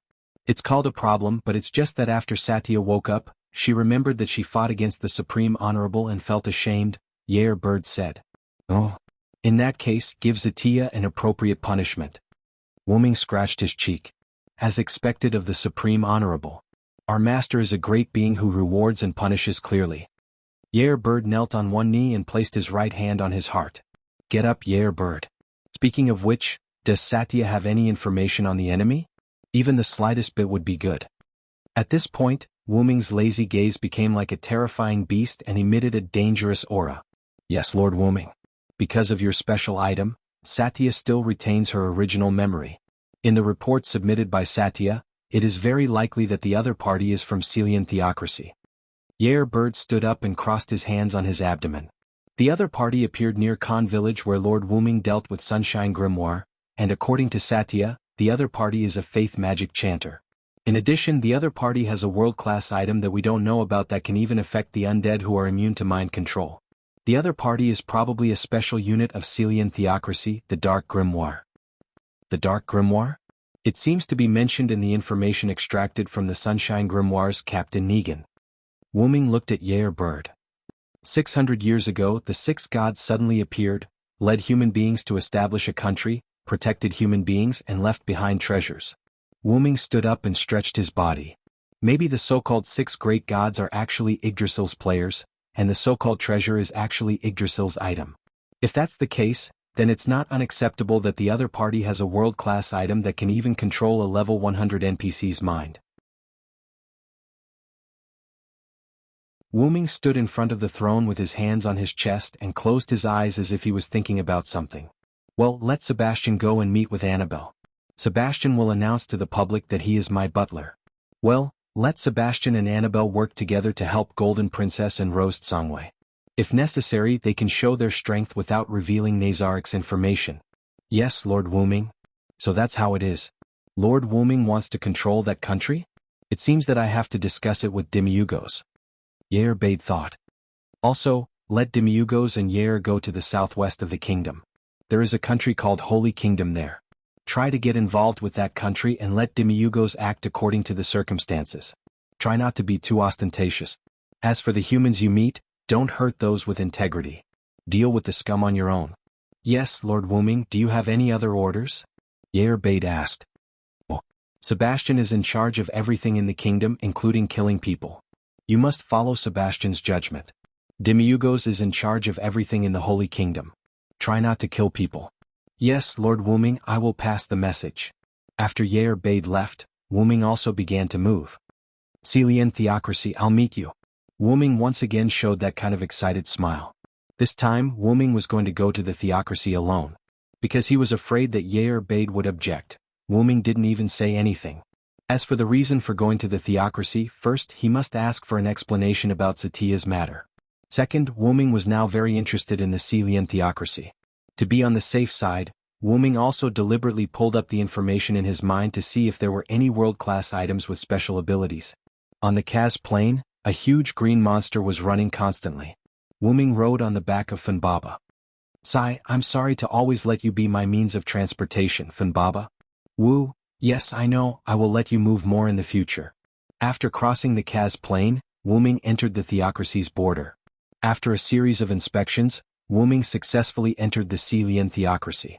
After inquiring about the location of the Celian theocracy's capital from the old man, he rushed there. In a hotel in the Celian theocracy's capital, Wuming was still looking through some of the information in his mind. World's will, it is said that as long as you have it, you will always become stronger. Is it true or not? Devastating beauty can forcibly control one's mind. Well, it seems that this should be what controlled Zatia. Holy Slayer's lance can completely delete the target character's data. There is no other way except for using world-class items with resurrection effect. This is more dangerous. After all, I don't know if this thing has any effect on me. Just when Wuming was still thinking, a large number of people with a trace of hostility appeared in Wuming's perception range. Did they find me so soon? As expected of the Celian theocracy with world-class items. In fact, Wuming didn't hide his aura at all. Even ordinary people will find that Wuming has a sense of oppression, let alone the elites who can stay in the capital. Since they are already here, I have to go out and meet them. Wuming got up and walked downstairs slowly. On the empty street where the crowd has been evacuated, Wuming put on the knight's armor that he created with high-grade item creation, and looked at the other party's leader hidden under the helmet. It was a young man with a gun who seemed to be a teenager. So, what can I do for you? Wuming asked. Excuse me, are you Wuming-sama, Root Dragon King?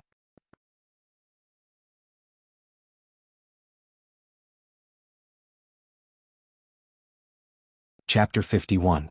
Hearing the other party's question, Wuming did not answer but fell into deep thought. What's going on? Not only did Irbiruai know that Wuming was looking for someone, but he also suspected that I'm Wuming. The people in the theocracy also know, but I just arrived in this world not long ago. Wuming looked at the young man who asked the question in front of him. What about you? Who are you? Wuming declined the other party's question implicitly. I'm the lead disciple of Dark Scripture in Celian Theocracy, code name is Dark Scripture, Wuming Sama. Seeing the other party bowed politely, Wuming spoke again. So, Dark Boy, you know about the vampire near Ylanter, right? Yes, Wuming Sama, we found it when we passed by there and we lost 3 people because of it. Very well, that's my subordinate. Don't you want to explain? Dark Scripture's lead disciple clearly perceived that the other party was constantly exuding a dragon-like pressure to the surroundings. I'm sorry, Wuming Sama, because you disappeared for too long, so we don't know much about your new subordinate, please forgive us. New subordinate? Do I have any old subordinates?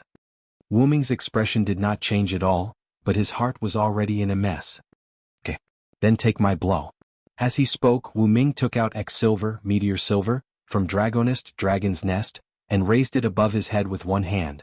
In an instant, a large amount of starlight gathered from the endless blue sky into the sword. Wuming Sama, please calm down. The lead disciple shouted nervously at Wuming, and the young man's subordinates also picked up their weapons, although they didn't have much effect. At the same time, they also sent a message to the higher-ups of Celian Theocracy. Take this sword that's comparable to supreme magic and I will leave. With that, the light on the holy sword stopped gathering. Sun. Meteor. X Silver, Meteor Silver. The dazzling diamond-like starlight instantly drowned out the pitch-black scripture and also drowned out the tall building in the center of the capital that Wuming was aiming at, the main church.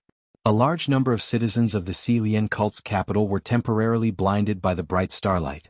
A moment later, after the white light, the pitch-black cannon and the large number of theocracy personnel in front of Wuming had disappeared. However, Wuming did not feel the sacred sword sweeping past them. He assumed that the sacred sword had used a legendary spell. Looking at the dilapidated Syrian church, Wuming said calmly, "Can you defend against one of my attacks? Although I didn't use much strength." With that, Wuming turned around and prepared to leave the capital of the Celian cult. Due to Wuming's deliberate control, other than the street and the church in front of Wuming being destroyed, the residential buildings were not damaged at all. As expected, due to the release of my dragon body in advance, the precision of my magic power control has increased by quite a bit. Wuming took out Yggdrasil and aimed it at the sky. A green energy began to spread throughout the entire capital of the Celian cult. No matter what, it's because of me that you have all been indirectly blinded. I'm really sorry. A large amount of life force was injected into the bodies of all the citizens in the capital. This should be enough. It's time to go. At that moment, Wuming felt that something had locked onto him. Wuming turned around and saw a huge light spear flying out from the destroyed church. Wuming frowned. He could feel the threat of the light spear, but it was not serious. A world-class tool? A large number of thick trees surged up from the ground and formed a wooden wall. The light spear pierced through the wooden wall layer by layer without any decrease in strength. The light spear completely pierced through the wooden wall and hit Wuming directly. The light spear turned into a light film, enveloping Wuming, and Wuming's body began to disappear. Just when the Celian cult's higher-ups hiding in the ruins of the church relaxed, the light film shattered. The shattered light turned into a little golden light and dissipated into the air. This should be the Holy Slayer's lance. Wuming looked at his hand that was not wearing a single ring and smiled. Sure enough, even without a world-class tool, a mere game tool can't destroy me as the root dragon. After all, the adult root dragon's roots and time were its home. How could a mere tool transformed from a game into reality affect Wuming, even if Wuming was an underage root dragon? Wuming looked at the Celian cult's higher-ups as if he could see through the wall. So, here comes the revenge. Wuming raised Yggdrasil and wanted to release its real name. At that moment, Wuming seemed to hear something and put away Yggdrasil. You're lucky. After saying that, Wuming left the capital of Celian cult without looking back, leaving behind a group of confused residents who felt as if they were in a dream and a group of terrified higher-ups. After Wuming left the capital of Celian cult, he immediately moved to the northwest. After tearing the flight scroll, Wuming flew into the sky and flew toward the Ristage kingdom. Soon Wuming arrived at the sky above the kingdom, but Wuming did not stop and continued to move toward the northwest of the kingdom. That was the most northwest country on the continent, known as the Grand Kingdom. It was a country built by the demi-humans, located in the north of the Ristage kingdom, northwest of the continent. It had a long history and strong national power. It was said that there were 5 or 7 dragons as counselors. The reason Wuming returned here was because someone had sent a message to Wuming through message magic. Come to the Grand Kingdom, partner. I will tell you everything you have doubts about. Wu Ming sensed the message and map left behind by the other party and arrived at a cave. After entering the cave, Wu Ming found a teleportation magic circle in the deepest part of the cave. Wu Ming activated the magic circle. After a flash of white light, Wu Ming found himself in a large palace, as if he had been in the palace of Babylon. And on a huge platform in front of Wu Ming, a huge white dragon was lying on it. Are you the one who called me? The dragon raised its head and looked at Wu Ming. Sure enough, you don't know me at this time, partner. Judging by your tone, we are very close, Wu Ming asked. Haha, of course we are partners who have gone through life and death together. No, master. This surprised Wu Ming. Then let me guess, is it because of the time travel magic? As expected of you, partner. According to the you I know, you came from 700 years later. 700 years later? Wu Ming was puzzled. As far as I know, the 6 great gods from 600 years ago, the 8 desires king from 500 years ago, the demon god from 200 years ago, and the 13 heroes should all be transmigrators. The dragon said to Wu Ming. Yes, that's right. You told me that back then.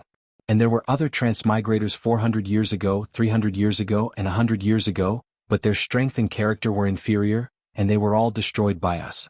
Wu Ming looked at the dragon. This is really interesting. What about me? Did I leave? To be precise, you left 100 years ago. Except for the era of the 6 great gods, the 8 desires king, and the 13 heroes when you woke up, the rest of the time you were asleep because you were about to leave your childhood. Then I'm going to be an adult. Wu Ming was a little excited. After all, the root dragon's childhood was too long ago. The dragon smiled. No, you've entered your youth. That's what you said yourself. For a moment, Wu Ming felt like the world was joking. Let's not talk about this first. Why did you stop me from destroying the silent theocracy? And why did you call me here today? To tell me my future? Unfortunately, you guessed wrong. Neither. There was a smug smile on the dragon's face. It was an expression of, you finally have something you can't guess. I'm going to return the uninscribed book to you today.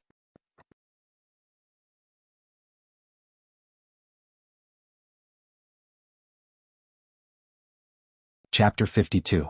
Uninscribed Incantation Book? Wu Ming was puzzled. Yes, this is what you entrusted me to give to you now when I first met you, partner. The dragon opened its mouth, and a glowing sphere flew out of the dragon's mouth. It was a book, a slightly quaint and mysterious book with black and red decorations. Wu Ming looked at the book with some disgust. Will it have your bad breath? The dragon instantly felt powerless. Hurry up and take it and then hurry up. Really, I'm going to sleep. Wu Ming held the book and watched as the giant dragon lowered its head. It was as if it had fallen asleep and did not make a sound. What a strange temper, no wonder it sleeps alone in this broken place. When Silent Wonder saw the word V appear above the dragon's head, he stood on the teleportation array and left the area. After a while, the dragon raised its head and looked at the teleportation circle where Wu Ming left. What a mysterious master. After that it fell asleep again. Walking out of the cave, Wu Ming looked at the two of them reading the book in their hands, and he didn't know what they were thinking. By the way, I haven't asked the dragon's name yet.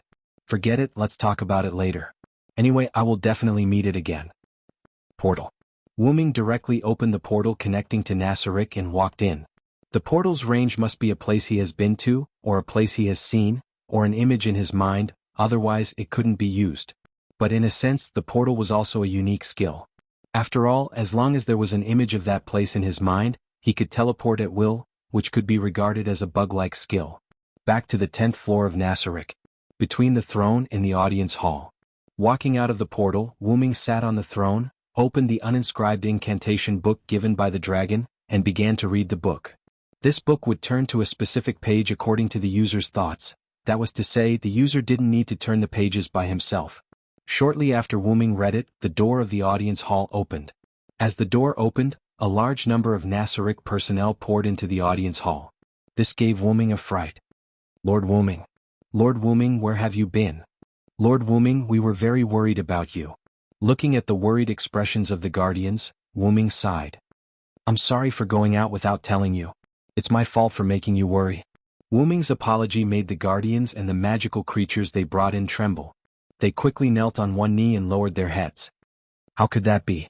Lord Wu Ming, we spoke rudely to you but you didn't punish us. Instead you apologized to us. This is the fault of us guardians. Please punish us, Lord Wuming, Yair Bade said. Please punish us, Lord Wuming, the other guardians and monsters said in unison.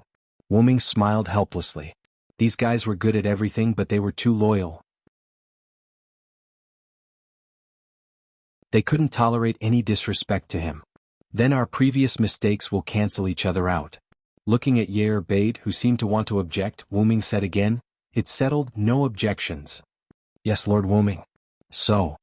Wuming picked up the uninscribed book in his hand and ordered everyone in front of him, "Guardians, gather in the conference room, the rest of you are free to do whatever you want." "Yes, Lord Wuming."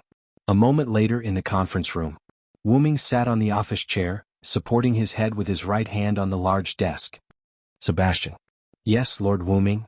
Sebastian bent over and put his hand on his heart. "How is the kingdom's situation?" "Master Wuming, the thing that Golden Princess wanted to ask you to do is to eradicate Hachiko, an underground organization that integrates smuggling, drugs, slave trading, assassinations, bodyguards and other activities. It is said that they have infiltrated the kingdom. After seeing the power of Nasarick, Golden Princess and Rose Tsangwei entrusted me and Annabelle to eliminate Hachiko. They offered a high price and with your permission I helped them eliminate Hachiko." Sebastian looked at Wuming and said, "Actually, Lord Wuming, there is one thing I didn't ask for your permission." "It's okay, Sebastian, you can say it now." Wuming crossed his hands and put them on his chin. "I saved a girl during the crusade against Hachiko and I want to take her back to Nasarick." "Oh, did she agree?" Wuming asked. "Yes, Lord Wuming, she has no home. Although she still has a younger sister, she doesn't want to remember the past because of psychological reasons. She also asked you to let Chialiai live in Nasarick." "I agree, Sebastian, but how about letting her be a maidservant?" "It's all up to Lord Wuming," Sebastian said. "That's it. Sebastian, you will convey the message to Chialiai, and at the same time, inform all Nasarick.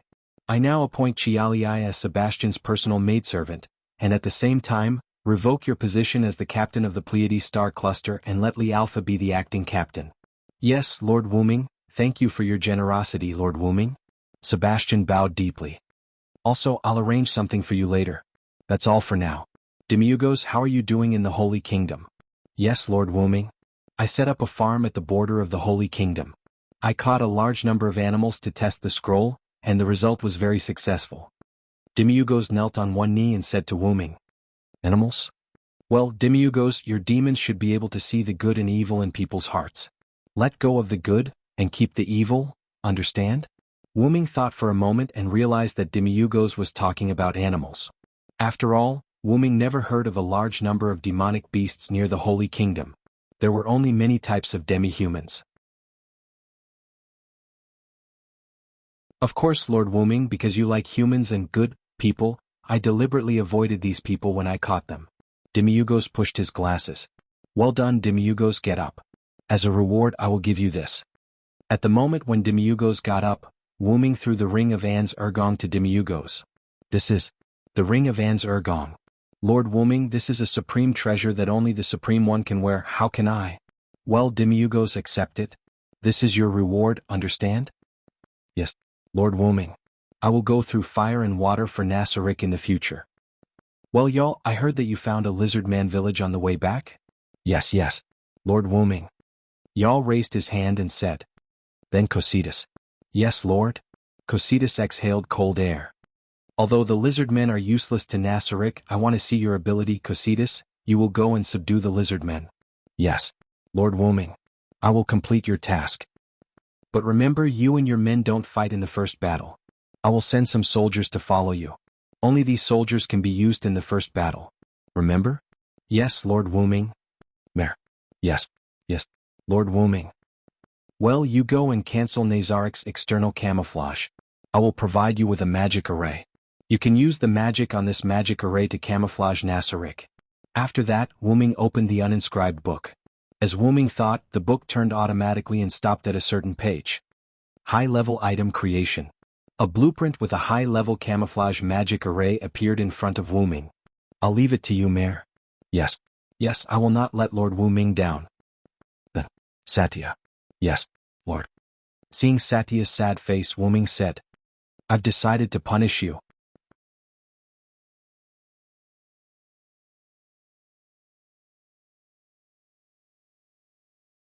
Chapter 53. Hearing the punishment, Satya's face lit up. As for the specifics, we'll talk about it later. This confused Satya. Yair Abed. Wuming turned to look at Yair Abed. Yes, Lord Wuming. Wuming took out another ring of Anzi Wurgong and handed it to Yair Abed. Lord Wuming, you.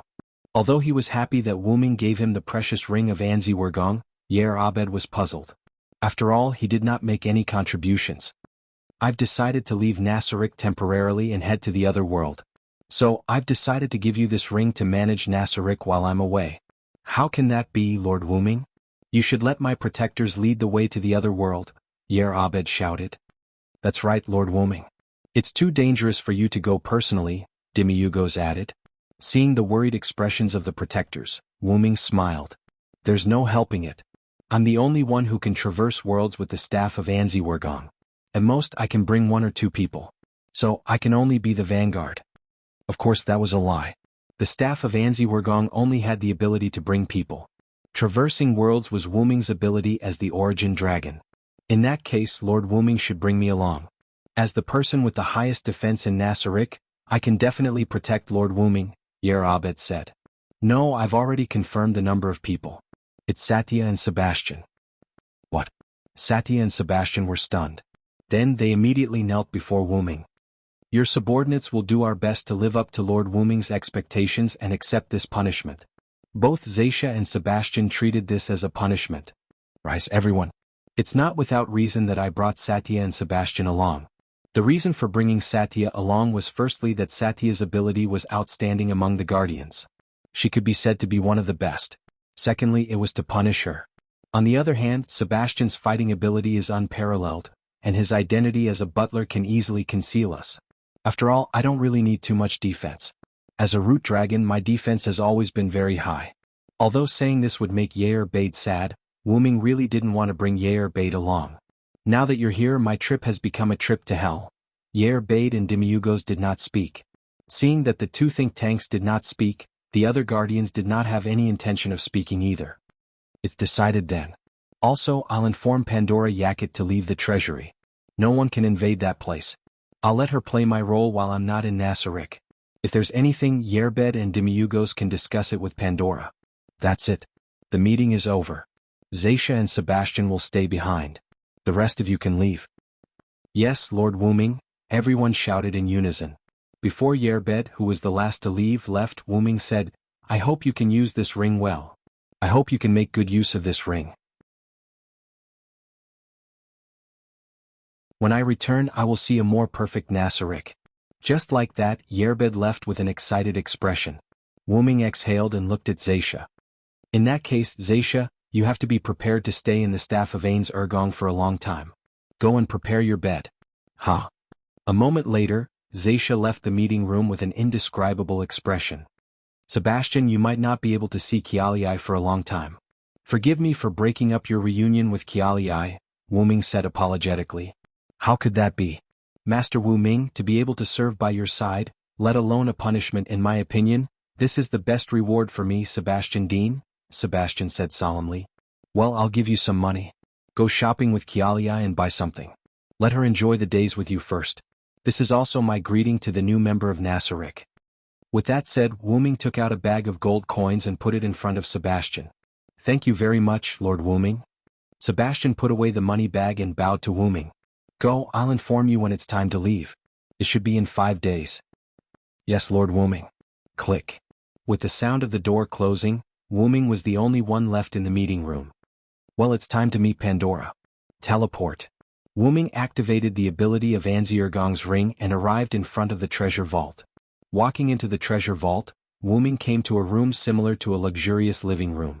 On the sofa in this room, a skeleton wearing a gorgeous blue-black mage robe was sitting on it. It was a dead mage. Who will it be this time? Pandora Yakut's race was a double phantom, which was the same race as Annabelle. However, Annabelle's race was only level 1, which meant that she could only transform into one appearance, which was Annabelle's current appearance. Pandora Yakon's race ability was level 41, which meant she could transform into 41 appearances. Because of Pandora's special skill, the appearance Pandora transformed into could have 80% of the original's ability. Pandora's current appearance was one of Anzi Urgong's 41 players, and Pandora's 41 targets were Anziergong's 41 players. If she wanted to transform into another person, she had to give up one of the 41 players she had cloned. However, Wu Ming asked for a spell to make up for the double phantom transformation ability in the uninscribed spell book. Using a special spell to record the character's information that had been cloned and save it on a special paper, so that the character's transformation ability could be transferred from one's own skill to a special container, and then continue to copy other characters' information to transform into that person's appearance. Wu Ming, on the other hand, had already prepared the special paper. "Oh, Lord Wu Ming, welcome." The appearance of the dead great magician in front of him gradually changed, turning into a strange humanoid with completely white skin, wearing a German military uniform and a military cap. He had no facial features. In the position of the facial features, there were some holes as the representation of the facial features. "Pandora, I have something to tell you." After briefly explaining Wu Ming's idea and the special paper Wu Ming took out, Pandora instantly understood. "Understood. Lord Wu Ming, leave it to me, I will turn you into a hero. Don't worry." Looking at Pandora, who was performing a German military salute, Wu Ming was a little helpless. "Don't act like you're a real hero. Try not to interact with others. It's best if you're unpredictable. I'll pass on the memories and conversations of acquaintances to you. Do your best. I know you can do it. In Nasaric, your wisdom is no less than Demiurgo's." "Understood, Lord Wu Ming." Looking at Pandora, who was making a strange sound and performing a military salute, Wu Ming couldn't help but think, "Am I doing the right thing?"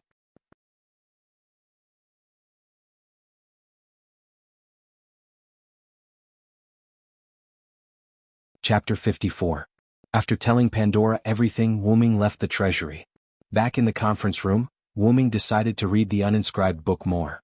After all, it will automatically record the magic of the world. After reading the book in the conference room for a few days, Wu Ming closed the book and stretched. "I'm so tired. Although I don't have to eat, I still have to sleep." With that said, Wu Ming used the ring of Ain's Wugong to go to his bedroom. Lying on the bed, Wu Ming recalled everything he did in this world. "I'll tell them the truth. I'm not the Supreme Lord they used to be loyal to." After all, Wu Ming also indirectly deceived the Guardians. Even if the Guardians didn't care, Wu Ming still felt uncomfortable. After all, I'm the root dragon. How can I do such a thing? It's a disgrace to my bloodline. After thinking about it, Wu Ming shook his head again. Of course not. If I tell them the truth with their sense of justice, they might take revenge on the Supreme Lord who abandoned them. Well, I still have to think about it carefully. After a while, Wu Ming's door was knocked. "Come in." "Sorry to disturb you, Wu Ming-sama."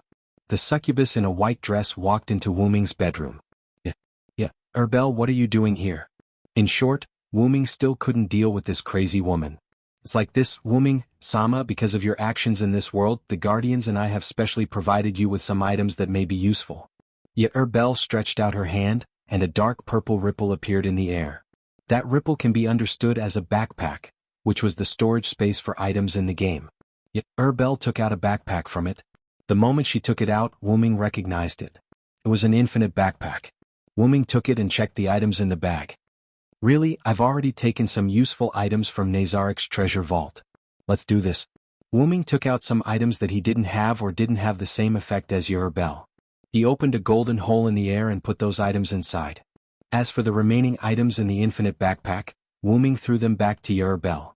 That golden ripple was an extension of Wu Ming's space noble artifact, Dragonist Dragon's Nest.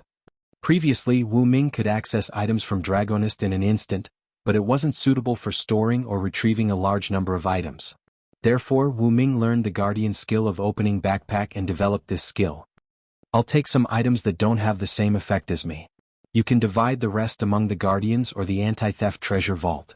Anyway, I won't touch it again." Wu Ming waved his hand and said somewhat willfully, "Yes, Wu Ming-sama." Yet, Erbel was taken aback at first, then she showed a smile. "Well then, I'll take my leave first, Wu Ming-sama." When Erbel was about to leave, Wu Ming stopped Erbel. "Wait a minute, Erbel. I have a question." Wu Ming said awkwardly. "What's the matter, Wu Ming-sama? Is there a problem that I, as your subordinate, can solve?" Erbel looked at Wu Ming. I'm saying if, I'm not the Supreme Venerable you served before, but just a Supreme Venerable who came in after the other Supreme Venerables left," What do you think? Wuming asked a little guiltily.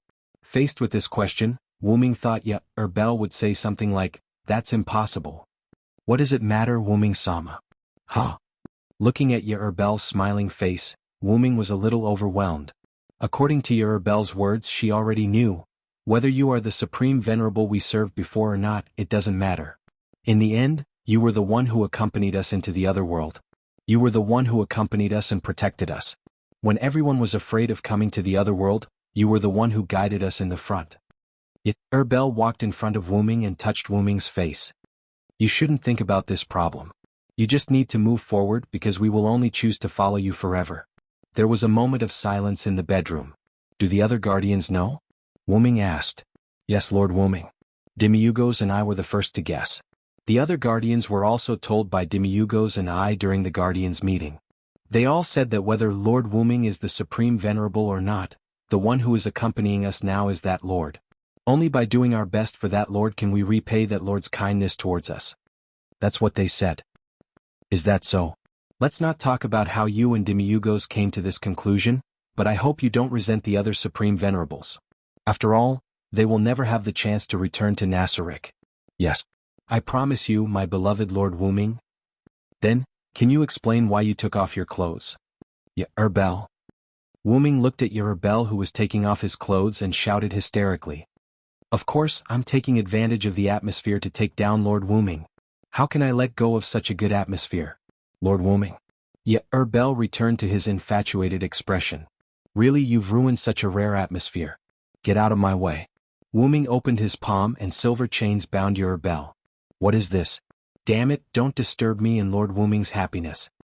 Wuming smiled as he looked at Bell, who was struggling on the ground but was unable to break free. No matter what, it's still a noble artifact. Just stay here obediently. Once the magic power of this skylock is exhausted, it will automatically disappear. That's it, goodbye. Wait. Lord Wuming. After that, Wuming used the ring of Anzi Wurgong to teleport out of the bedroom, leaving only Bell, who was crying. On the 9th floor corridor, Wuming walked and muttered to himself. Seriously, to think that I was so vexed. In the end, all the guardians know about it. As he walked, Wuming found himself in the corridor of the conference room. Demiugos? Wuming saw Demiugos standing in front of the conference room, looking at who he was talking to. Wuming speculated that Demiugos was using message magic to communicate. And Demiugos seemed to be too focused, he didn't notice Wuming's arrival for the time being. Until Wuming stood behind Demiugos. Lord Wuming. I'm so sorry, I didn't notice your arrival. Wuming said as he looked at Demiugos, who was kneeling on one knee. It's okay, Demiugos, I don't blame you, including the conversation between you and Cositas just now. I'm so sorry, Lord Wuming, your intention was to let Cositas understand by himself. I really shouldn't have said that. Demiugos lowered his head even more. It's okay, Demiugos, I said I won't blame you. Come in with me. Wuming said as he opened the door of the conference room. After Wuming went in, Demiugos followed.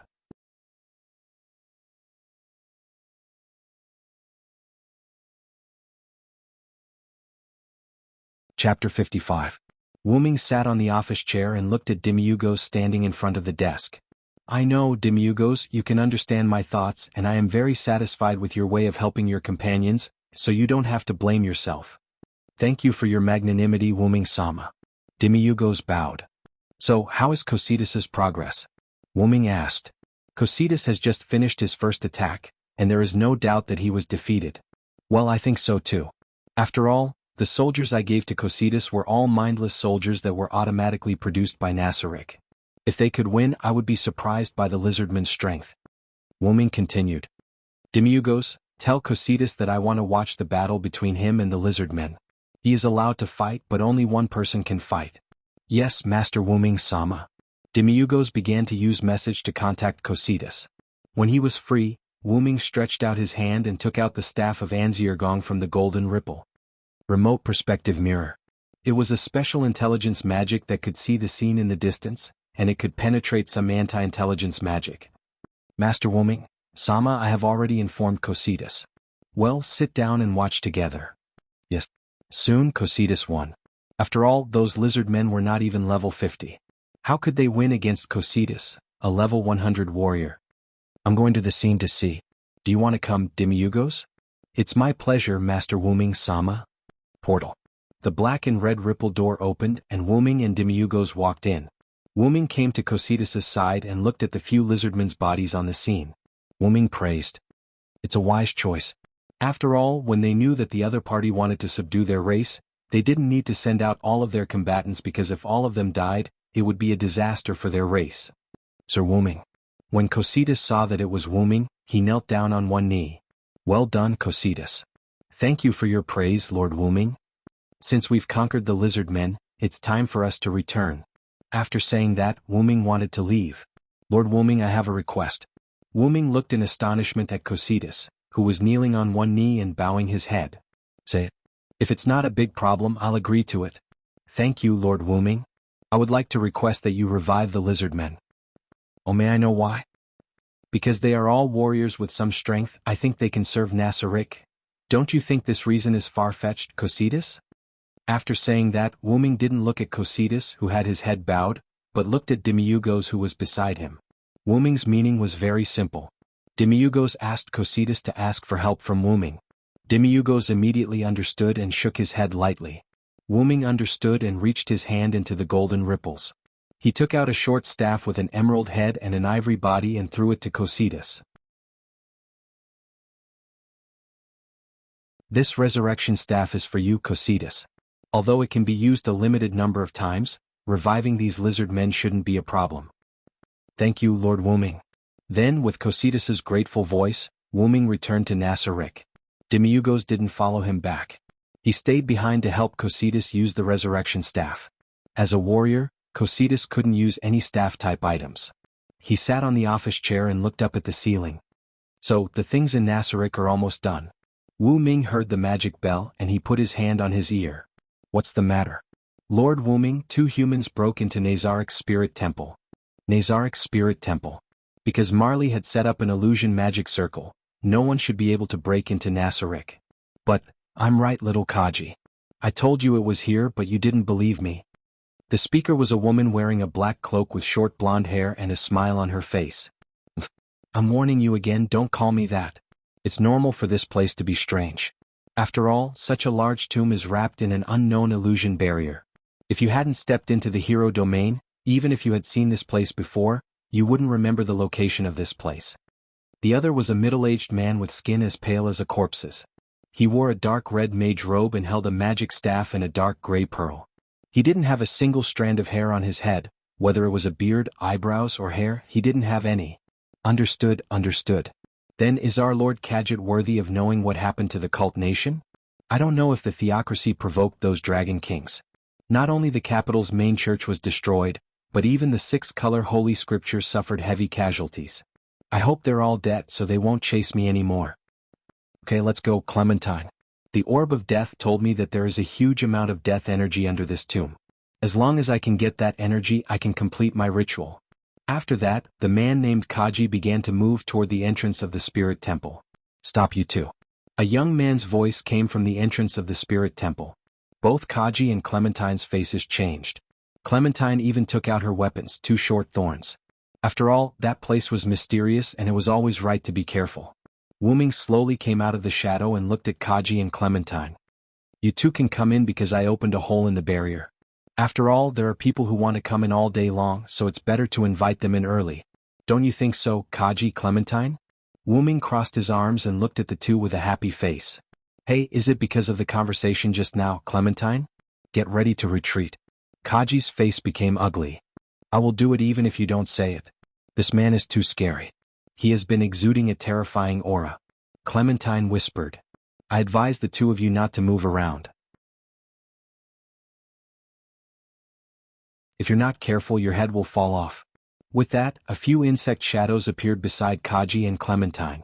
They were level 85 monsters called 8-limb assassin bugs.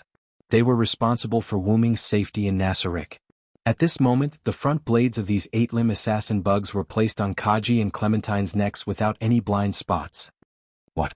When? Hey! Then Wuming said to the side. Shadow demon, capture them. With that, Wuming's shadow flashed, and a shadow rushed toward Kaji and Clementine. In an instant, the shadow covered the two. Wu-ming didn't even look and left. Anyway, Demiugos would take care of it. It's about time to leave Nasarick and go to the other world. I'll leave tomorrow morning. With this thought, Wu-ming left the surface of the tomb in Nasarick. Then, Demiugos appeared where Wu-ming was standing before. Demiugos pushed up his glasses. Send them to the House of Reality in the 5th level, ice prison. Let Nihilus take good care of them. With that he left like Wu-ming. A moment later the 8-limb assassin Bugs and the shadow demon also disappeared. Only the empty spirit hall was left on the surface.